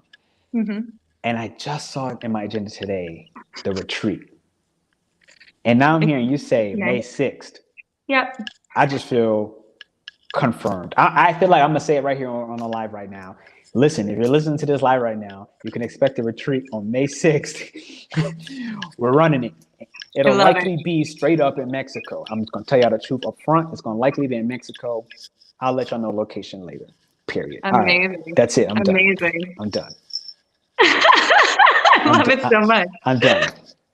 So there is that, there's going to be a lot of travel for work and a lot of expansion on self-talk, because this is the 3rd house and the 6th house that are really recalibrating here on how you are going to apply this kind of expansion. Tweaky, tweaky. So Scorpio, I did mention this earlier, but I'll repeat it. There's an expansion of value and pressure centers. Teachers become your employees, and your teachers are now pets, like in the biggest way, okay? Obviously, if you have Aries placements and Scorpio placements, you already see animals as teachers, but now you are going to be hearing their voices as narrations in your brain. Let it happen. When an animal looks at you, you will know exactly what it needs. Let it happen. Trust that instinct. Follow that, because the karma that can come when you start taking care of animals with this kind of transit aspecting you, you have no idea how many blessings they're going to bestow upon you, especially an animal who's innocent or homeless or sick. If you have the ability to help that kind of situation, your karma rating is just going to go through the roof, Scorpio. Like, it's huge. I'm all for it. You know what's funny about that? I was talking the other day. I used to live in Thailand, and this motorbike actually in front of us ran over a black cat. Matrix shit. A black cat. Yes. And I had a friend with me, and the craziest thing is I didn't even know this friend long. And I am a Scorpio rising, which is kind of why I'm telling this story. And I really didn't know this person long. And that's how it is when you're overseas. I mean, you don't know anybody for too long because people are traveling. It is what it is. Yeah. And I mean, the car in front of us almost crashed. It was, people got hurt. Obviously, the guy on the motorcycle flipped off his bike, right? Like, it was a little scene. And we were up in the mountains. So we weren't even in the city. So we were like far away. And everybody goes to the human, and no one looked at the cat. Right? Like, everyone goes to the human, no one looked at the cat. And my friend that I was with goes to the cat. And I'm like, I go with her to the cat. And the cat is obviously suffering, bleeding out the mouth, like just paralyzed in its own way. And this is one of the hardest moral decisions ever. And we were like, this cat's not going to make it. And so we were like, well, let's put it out of its misery. And she begins to suffocate the cat. Yep. And then she lets go. She's like, I can't do it. And I was like, oh man, this is crazy. I've known this person for like 24 hours. I've known this person for 24 hours, and we're in this. So I'm like, okay. I was like, do it again. I'm going to help you. So she puts her hands on the cat's neck, and I put my hands over her hands, and we began to literally suffocate the cat out of his misery. The cat refused. It couldn't move prior, and it found a way to move. The cat's moving now. It's like, don't kill me. And we let go. We're like, what the and then we're like second guessing it. We're like, okay, what the hell are we about to do? Because she just tried once and it failed. I just tried with her and it failed. We tried one more time, quite frankly, because we were confused. We were like, okay, look, it's on this last breath. And all this stuff on the other side, the guy on the motorcycle, he's still going through, right? Like, no one even came over this area, right? They're all still, and we do it again. Cat finally starts moving again. We're like, how can he move? So we're like, we can't kill the cat. The cat doesn't want to die. Yeah. It does not want to die. So now we put this bleeding cat on our motorcycle, and now I am driving like the wind 25 minutes into the city. Because we were in the mountains. We weren't like mountains, like where monks and temples were and stuff. Holy. And it took like 3 weeks. The cat was in the hospital, but eventually that cat lived. So I want to give this as an example to people listening to what she said about karma and animals somehow coming back. Where this is a real life experience in Thailand, up in the mountains, 25 minutes outside the city. And that's me coming on my way back home. So we were literally further at first. take that story somehow, some way, and let it impact you. Yeah. And I'm gonna. There was something inside of you that stopped you from fulfilling that, because I didn't want to kill that cat either. I didn't press hard. I didn't press hard. I didn't press hard. No. I didn't want to press hard. I didn't want to kill that cat. Yeah. I didn't want to kill that cat. Because again, we know the bigger picture. Like our stupid brain, our human brain doesn't know, but our soul has been here before. And if it's space and time, right? You look, James Webb telescope shows us that if we go far enough back, we can literally see back in time, which means everything that's ever happened and everything that will ever happen has already happened. And our soul doesn't register time. Yeah. It's already seen everything. It's already experienced everything. And therefore we can have faith in that little voice in our head.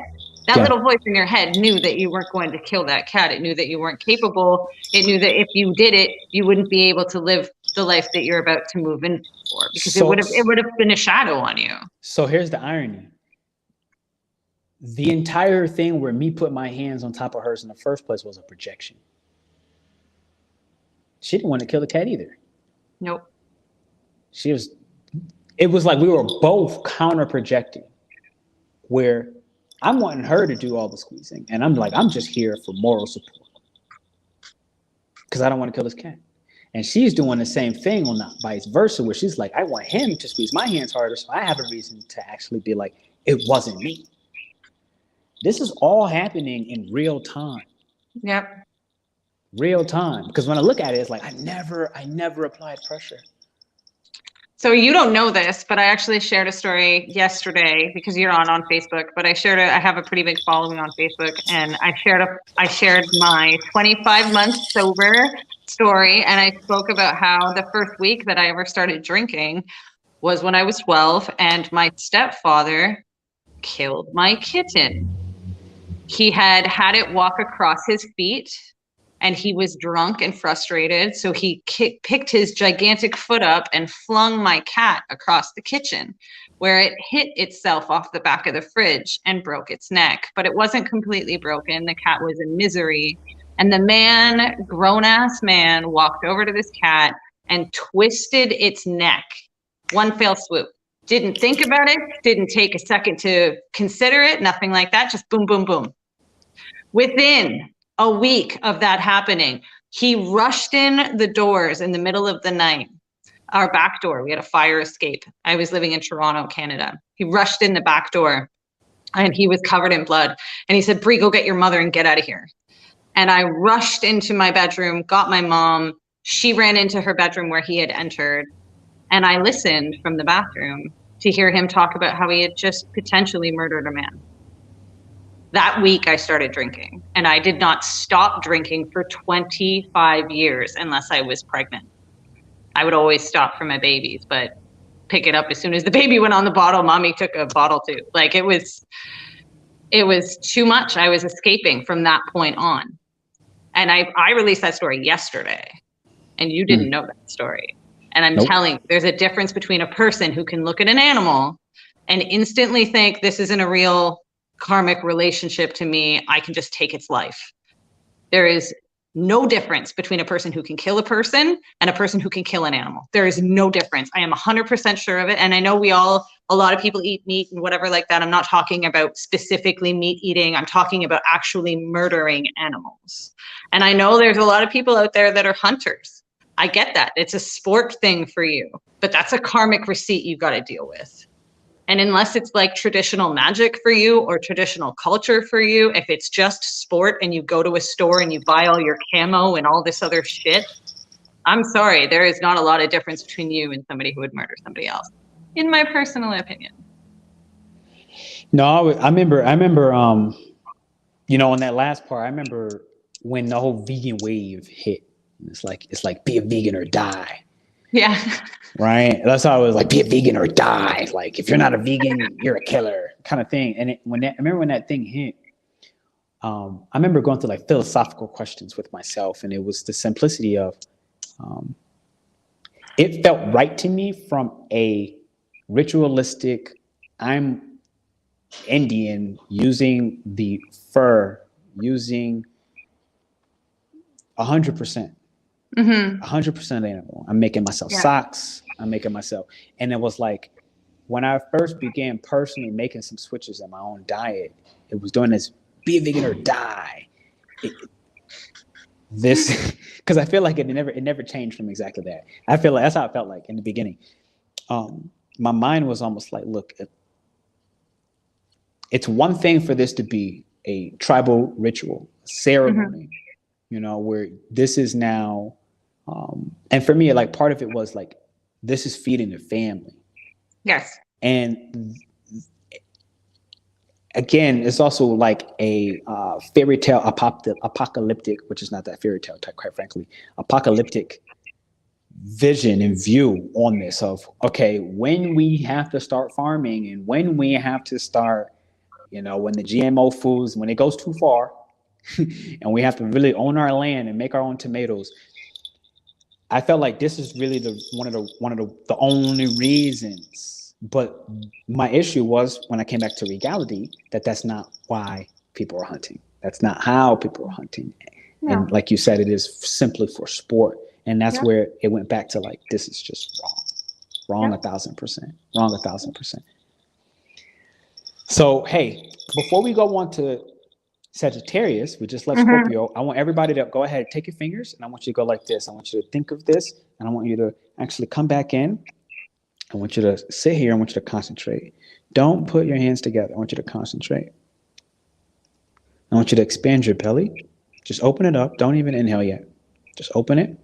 And now softly, slowly, and quietly take an inhale into that belly. You shouldn't even hear your own breath. And I want you to vision that ear as you exhale, going up the spine, past your heart, dropping your shoulders, past your throat, up into the mind, out of the mind, into the space, beyond the time. And I want you to slowly, softly wiggle your fingers and begin to feel the energy, begin to feel the electricity.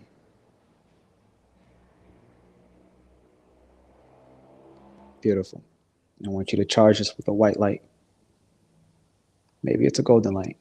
You choose. What feels right? Beautiful. Now I want you to go ahead and open this energy over your face and come over to your ears. Bring it back into the front of your head. Do this with me. Don't watch. Unless you don't feel comfortable. I'm crossing my face. Beautiful. Now I want you to go ahead and shift your hands upwards. You're going to lift your hands all the way up like a Y. Stretch your spine, lift your shoulders all the way from the hips. And then as we drop this Y down, I want you to shake your hands out and all the energy with it. Go ahead and make that wildly, beastly grunt noise.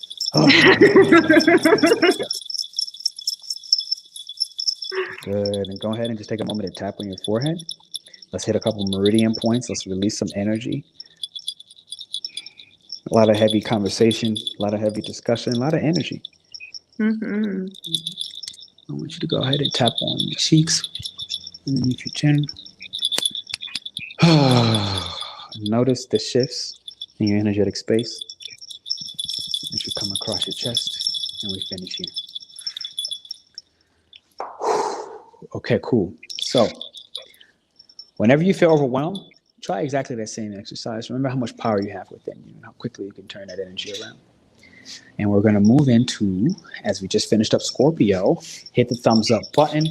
All right. If you even enjoyed that exercise, again, go ahead and join this membership, because to astrosexuality, we are doing a lot of movements and we're focusing on the body parts, particularly that goes along with the transits, and we're learning and helping you understand. Sagittarius is the thighs, for example. Maybe something will come out for release on the thigh exercise on that day, if that's what the transits are speaking. Okay. Or the back for Capricorn, the season we're in. Or the head for Aries. A lot of the pressure you're feeling between Capricorn squaring sooner than soon. All that's Aries energy. All right. So we're going to move into Sagittarius. Yes. So Sagittarius, this is lovers and friends, becoming teachers. So Aries is the 5th house. from Sagittarius. I am a Sagittarius rising. Something interesting with Sagittarius is most Sagittarius suns are famous for, they get famous before they are 15, 16 years old. And this is because, and you mentioned this in a couple of podcasts with Michael, Peace Dealer, is that Sag, Cap, Aquarius, and Pisces, these are God frequencies. These are the higher evolved energies and the very last elementals.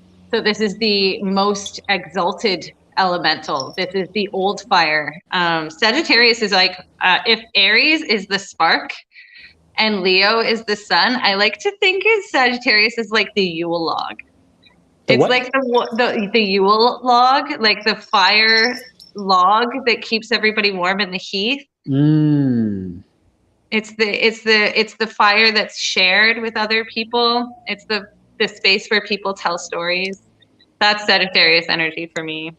So yeah, it's going to be, I actually wrote roots on steroids because of this Pisces energy. Pisces is the 4th house from Sagittarius. And this Jupiter has moved out, kind of leaving your foundation, your soil, your root chakra, all full up on steroids. Like all of the positivity that could have been left there is being left there for like the most fertile ground Sagittarius has just created. And now it's moving into actually activating what you're going to do. What your seeds are just starting to like expand and grow. It's kind of like on a metaphorical level, the seed for Sagittarius having Jupiter move into the 5th house is like getting pregnant. It honestly, it really, and a lot of Sagittarius may find themselves pregnant. A lot of my clients, when I'm looking at their charts this year, and I've been doing that recently, doing a lot of solar returns for my Saggy clients, a lot of them are expecting babies. They're expecting to grow their businesses, which is a version of your baby. Like if you don't have children, it is a version of your baby. And for some of us, pets fall in the 5th house. For the people who have carriages for their dogs, the people who have outfits for their cats, those are not pets in the 6th house. Those are pets in the 5th house. Those are your fur babies. You may find that Sagittarius are just expanding in their family. And that can go for plants as well. If you call your plants your babies, my mom used to call her plants her babies all the time. So yeah, there's a big growth here in the relationship to your mom too.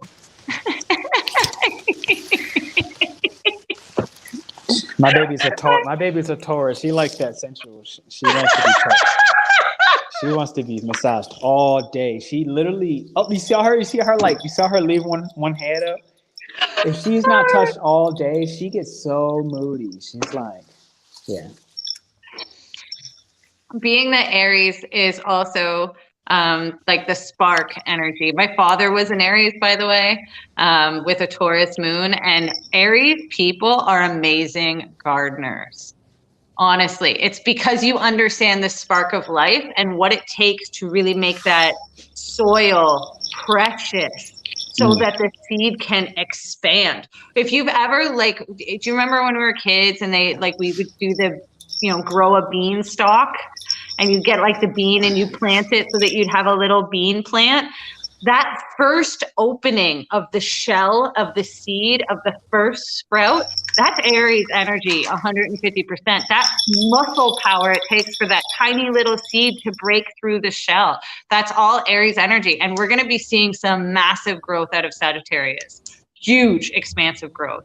And it comes from really healing the mother line on the inside, the 4th house, having that new soil on your root chakra, being able to grow in a more healthy way with more air and more space in your fertilization.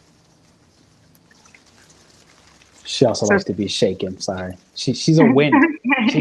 She doesn't need much water. She needs wind. She needs she literally wants you to blow on her. It's crazy. She likes to get blown. You're so cute. She's like, blow me, Bobby. I can't. Blow me, Bobby. I'm like, hey, we're live, baby girl. You got to be careful. What she said is true with the seed and the planting. I mean, I play in the dirt. I bury things daily. I mean, literally, I'm always burying things. I play in the dirt for fun. I'm not kidding. I make mud pies, dirt pies, fudge pies, wet pies. So I will talk a little bit about Cap next. Yes. Interesting enough. So like I said, okay, so there are some Jupiter transits that are big dates for Jupiter people. But really it's like, honestly, there's so many aspects here because Jupiter is in Aries. Whenever Jupiter and Mars are conjuncting or are squaring off, that's going to be a really big deal. So specifically, I really want to tell the Sagittarius people to watch out for January 12th is going to be a big one, and May 15th. Those are huge dates for you. But yeah, Capricorn, Saturn and Jupiter are not actually going to touch until June 19th. They are not connecting. They are doing separate things until Saturn and Jupiter are not, they will eventually come into square energy. Okay. But like, it's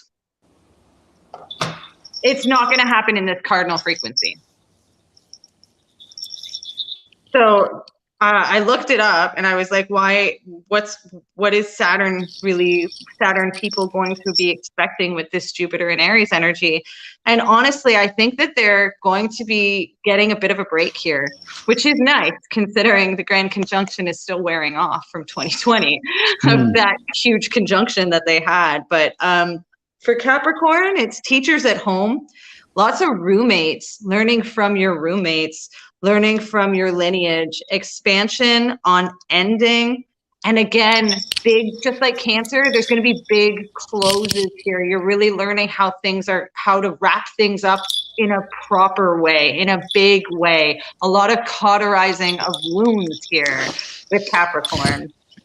And then there's a new cognition, a new way of dealing with your neighbors for Capricorn too.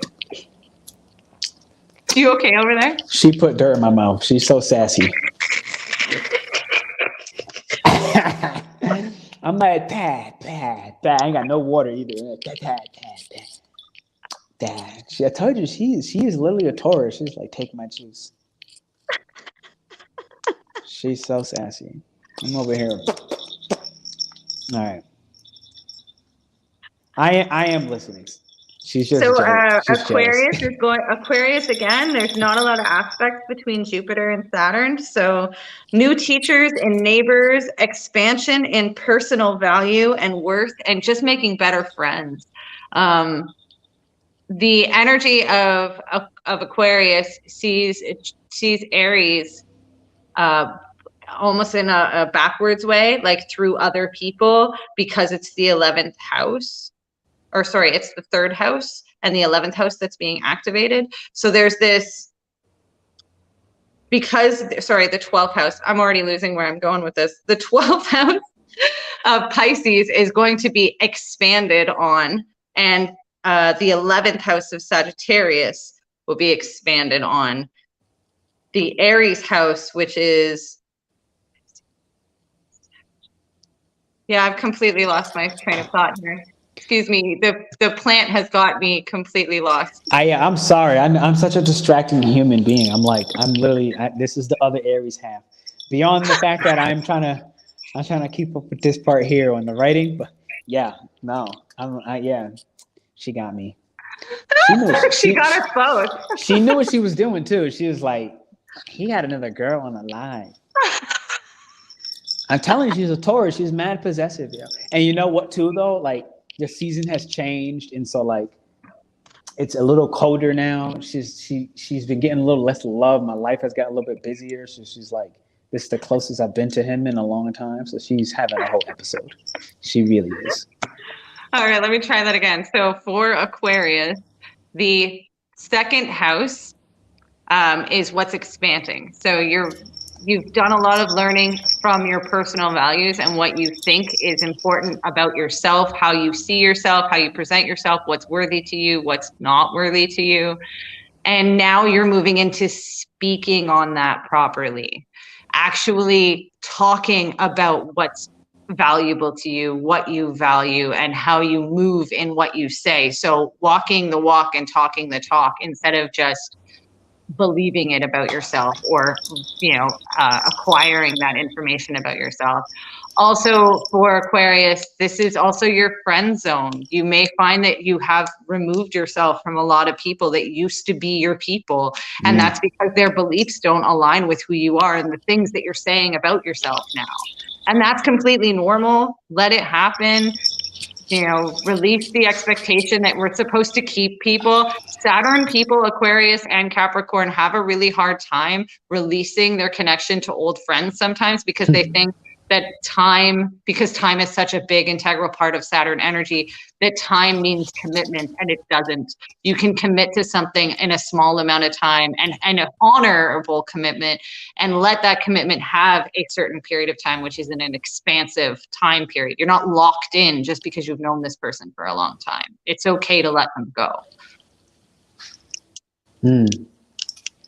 As for what you just said last, it's so important, so important. So I've been diving deep.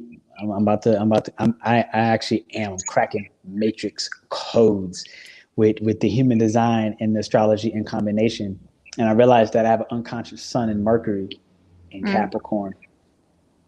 That makes a lot of sense. It makes so much sense, especially considering this Mercury retrograde just eating up at you today. And again, for anyone who's listening, Mercury isn't retrograde yet. It is in shadow, though. So what we are doing, any issues that we face right now, any communication issues, these are lessons. So the next time Pernell and I are connecting, we're going to have everything prepped and have taken all of the lessons that we learned during this Mercury retrograde, so that when we show up for our next arrival, we don't have those same mistakes again. Yeah. That's what the shadow is providing. That's what the shadow provides. Yeah. When we get through Pisces, is Pisces the last one you have? No? Yeah. I have a personal question when we get through Pisces. I have a personal question. I want to ask you to be my guide. Oh, I'll do my best. And it's an honor, by the way. So Pisces, it's your pocketbook. It's your value system. You got to actually embody how you're feeling about yourself now. You may find that you're really expanding your taste, your sense of style, how you're dressing, what you're wearing. Now, I'm a Pisces sun. I just colored my hair, took it from blue to black. And it looks good. Thank you. I saw that earlier. I was like, this looks really good.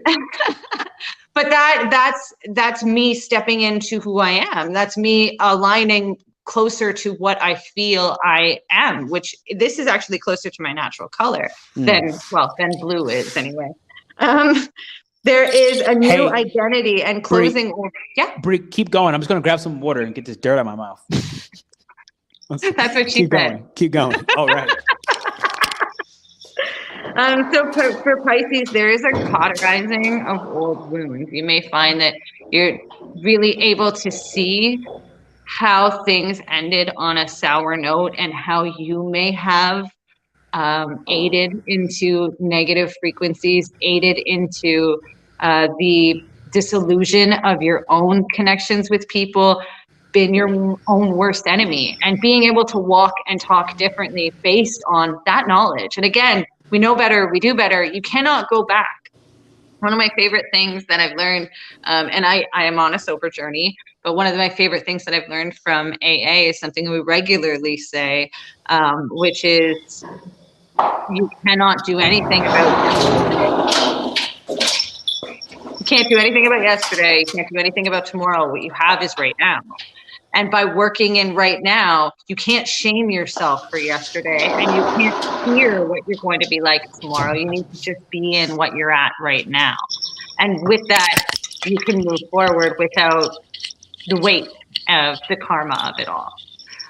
So yeah, it's going to be an expansive energy on appreciating the fact that you have learned that you might have been your own worst enemy. So, and that martyr energy, you know, if anybody can handle that well, it's Pisces. Pisces can swallow that a little bit better than most. But yeah, there's going to be a lot of realizations of repeated experiences where you're like, oh, I've been here before. Oh, I've done this before. And it's an opportunity for you to do it different. And it's going to feel really obvious. Like you're going to be like, oh, am I on the Truman Show? It's going to be one of those things, Pisces. It always is for you. It always feels like you're on, you know, this weird Truman Show Matrix experience. But for specifically with Jupiter moving into your second house and out of your first house, finally, a lot of people think it was a good thing, and it had great elements to it. But as a Pisces, I can tell you it was exhausting to have Jupiter move through our first house and to be able to move our experiences into our value center. If we have learned our lesson, we will see our wallet expand. Yeah, and I feel like, just to really add to that last week, because it came in hot like a hot potato, it's because Pisces, remember, you're the one that see things last, and Aries is the one that start things up, but you're not a cardinal energy.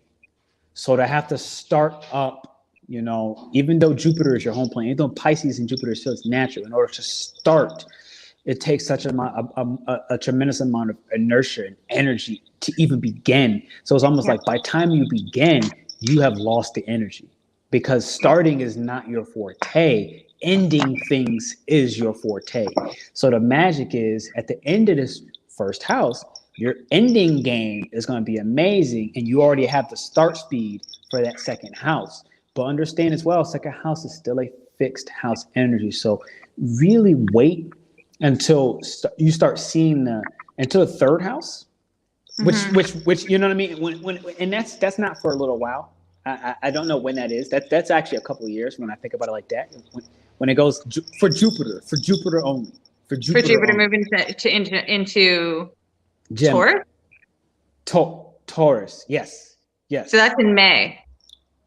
Because then that retro goes back. Okay, so it's going to hang out in May. Like, we only have Jupiter in Aries for 5 months, and then it goes right into Taurus, and it retrogrades in Taurus over top of where we've had eclipses. And so Taurus would be the third house, no? Okay, so in May, scratch the last part. In May, everything you're doing in the second house, while Jupiter's in Aries, this is about building the inertia. You're still going to be building that speed, and then when it hits that third, that's when you now have the ability to circulate a lot easier, back in your natural flow of immutable energy. Even though Jupiter being Taurus, so it's like, because Taurus will keep pumping and dumping into one area, and it's that value area that this second house is now doing. You're understanding the value, so you're going to keep pumping, and that's what's going to build that pocket. You're going to know where and how to pump it. Yeah, Jupiter stays in Taurus until June 2024. It's a long transit. June 2024, it stays in Taurus? Yeah. So it goes from May 2023 until June 2024. I gotta be honest, man. As a just seeing my own transit, man. 2023.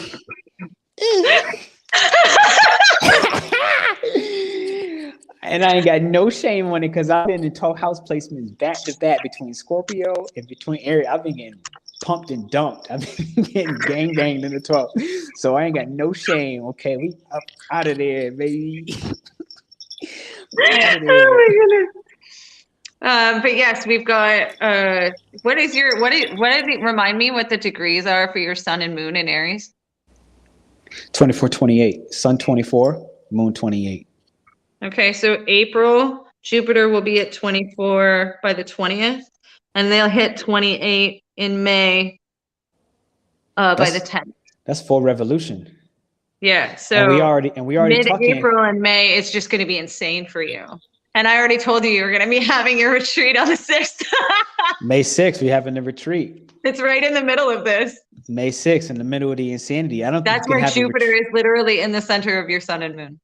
I don't think you can have a retreat. I feel like a retreat always brings some sort of insanity. I mean, if I'm being honest, like, if you think about it, like, a lot of people are going through wild transformations in the middle of retreat. So that would make a lot of sense, to be honest. Like if I think of every retreat, it doesn't matter how much stabilizing and grounding work you're doing. People are purging things that they didn't even know were there. So, you know, that makes a lot of sense to me. So bring it on. May 6th, retreat game. What is May 6th? I gotta see, what date does that land on? May 6th is a Saturday. The sun is at 15 degrees Taurus. The moon will be in Scorpio.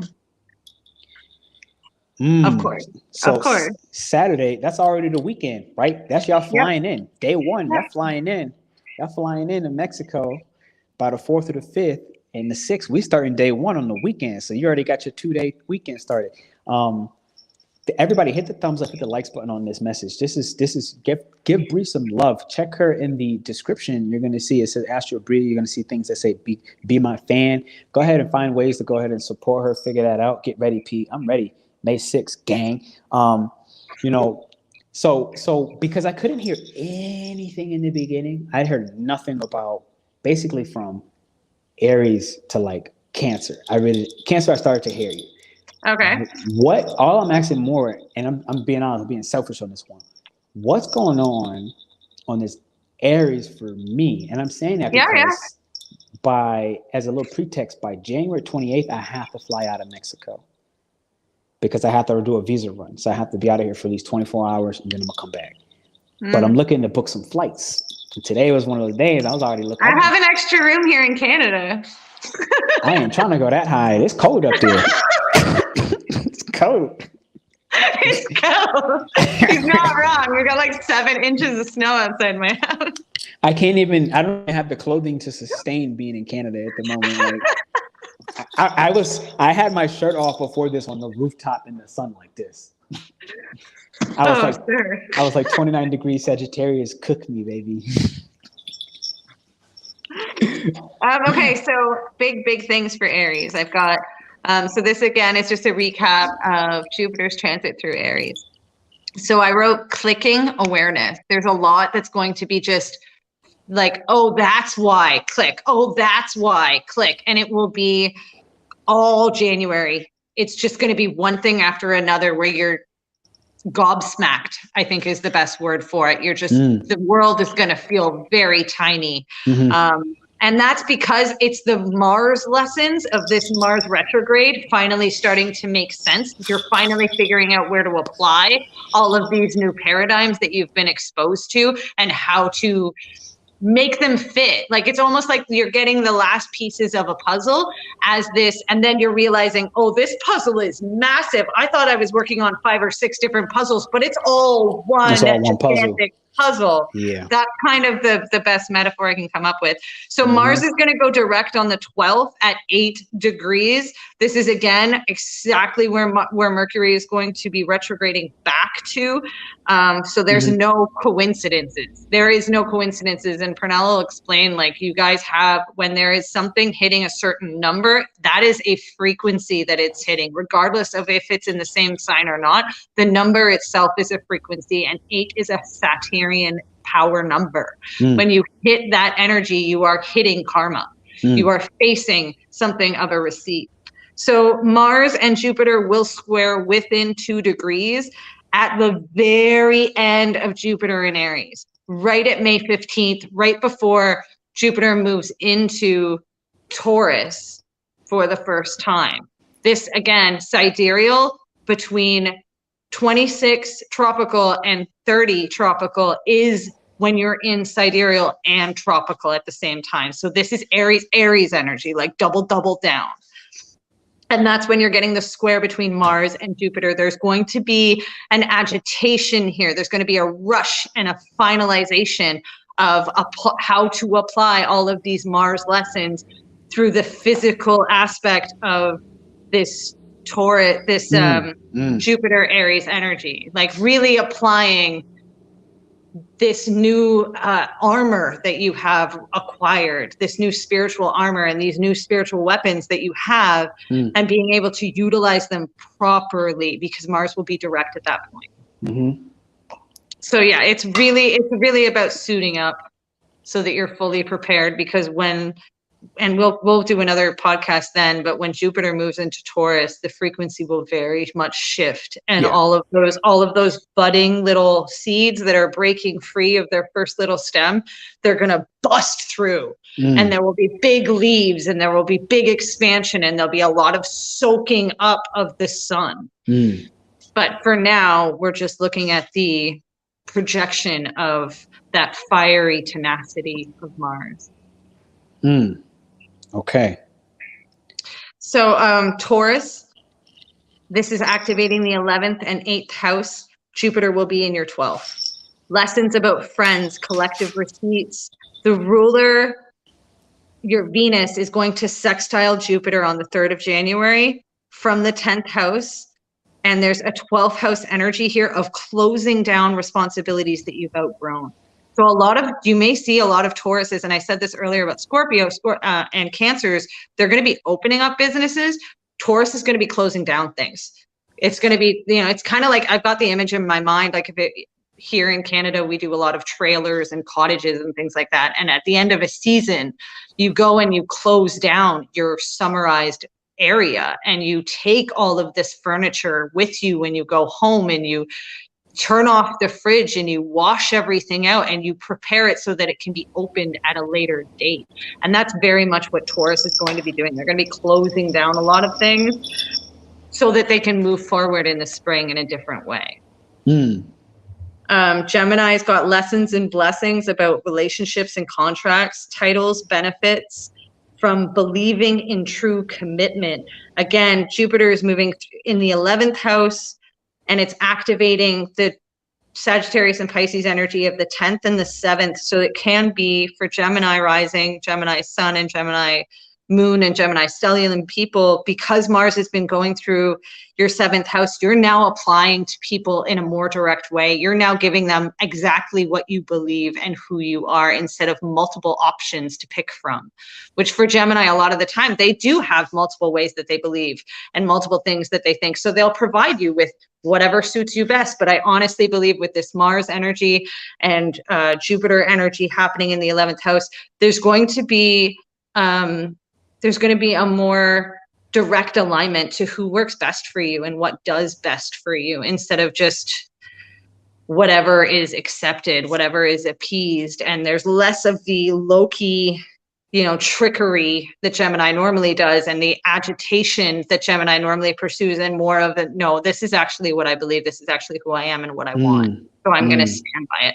I immediately think, whenever I think of Gemini energy, I think of two people. I think of Trump, and I think of Kanye West. And both of them are kind of in hot water as of lately.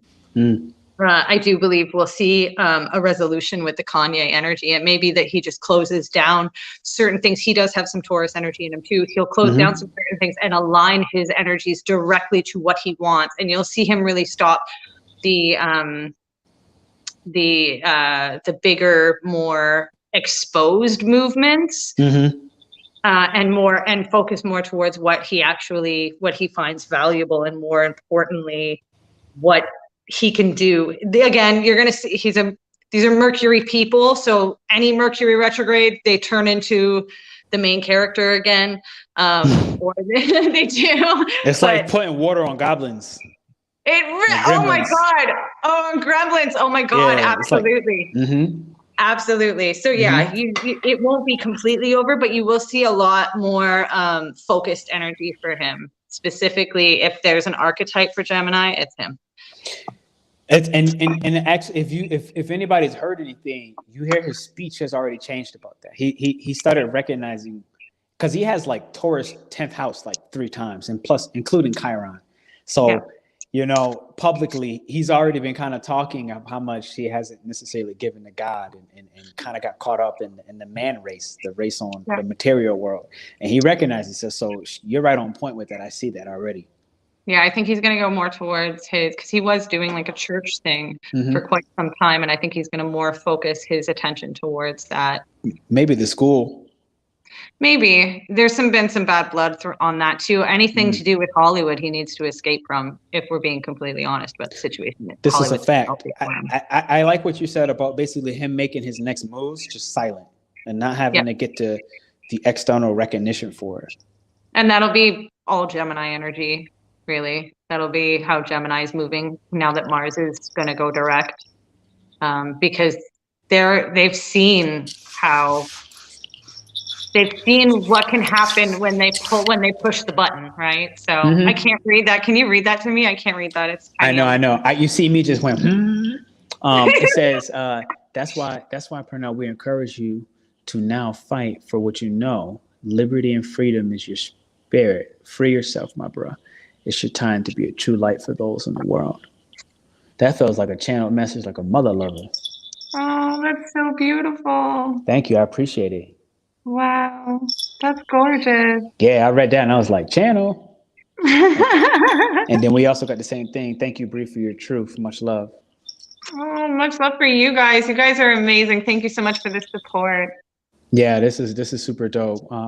And thank you again for even just rewinding back. I know the first 56 minutes were like, bleh, huh? Cool.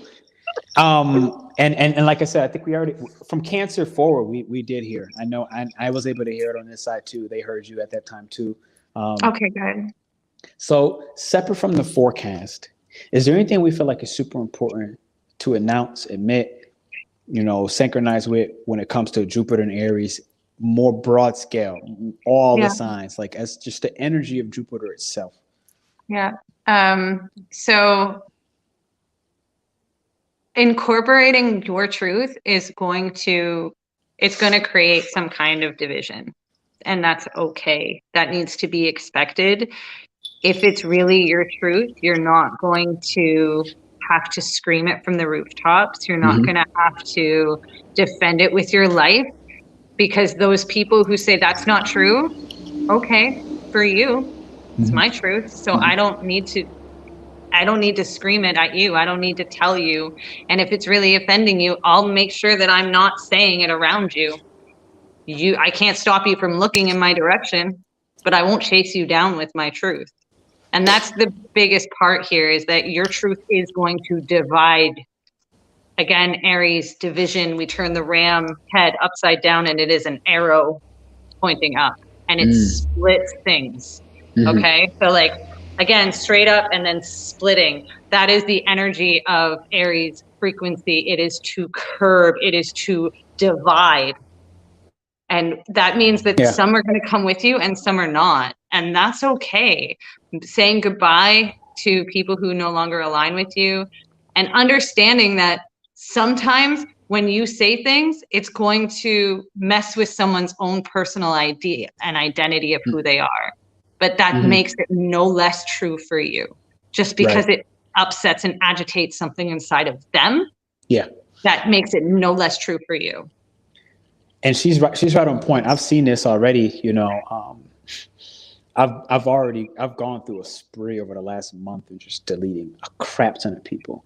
And when those projections that, again, like I said, when people are feeding off an infant type energy and they lose that connection, people get crazy, because you have to understand any Aries energy you have in your chart, you must understand that it is limitless.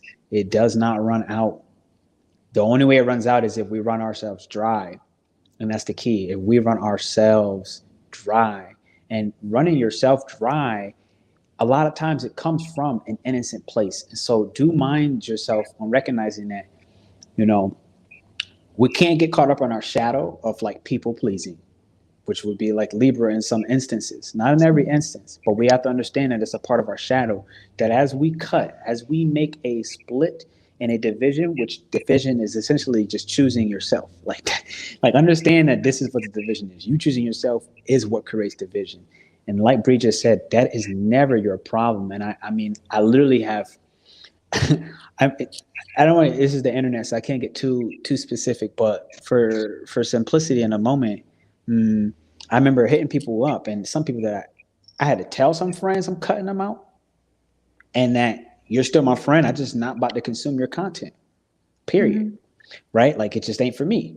And also tell some other friends, it's like, look, I didn't tell other people. I didn't tell. It's just like, but I remember still messaging somebody, and they're like, what's going on? What about this miscommunication step that we just had? And I was like, I'm confused as hell. Like, what miscommunication step? And I was like, you have my WhatsApp. You can actually call me. Instagram means absolutely nothing. Like me unfollowing somebody on Instagram, like there's no weight on there for me. There's absolutely a single ounce of value. It just did me no justice to see anything that you're doing on there. It did no justice. But I don't judge what you're doing there. I don't judge your character by it. So it's just like, understand, like she said, Mars is about cutting energy for a reason. When you turn that Aries head upside down, like it will split something.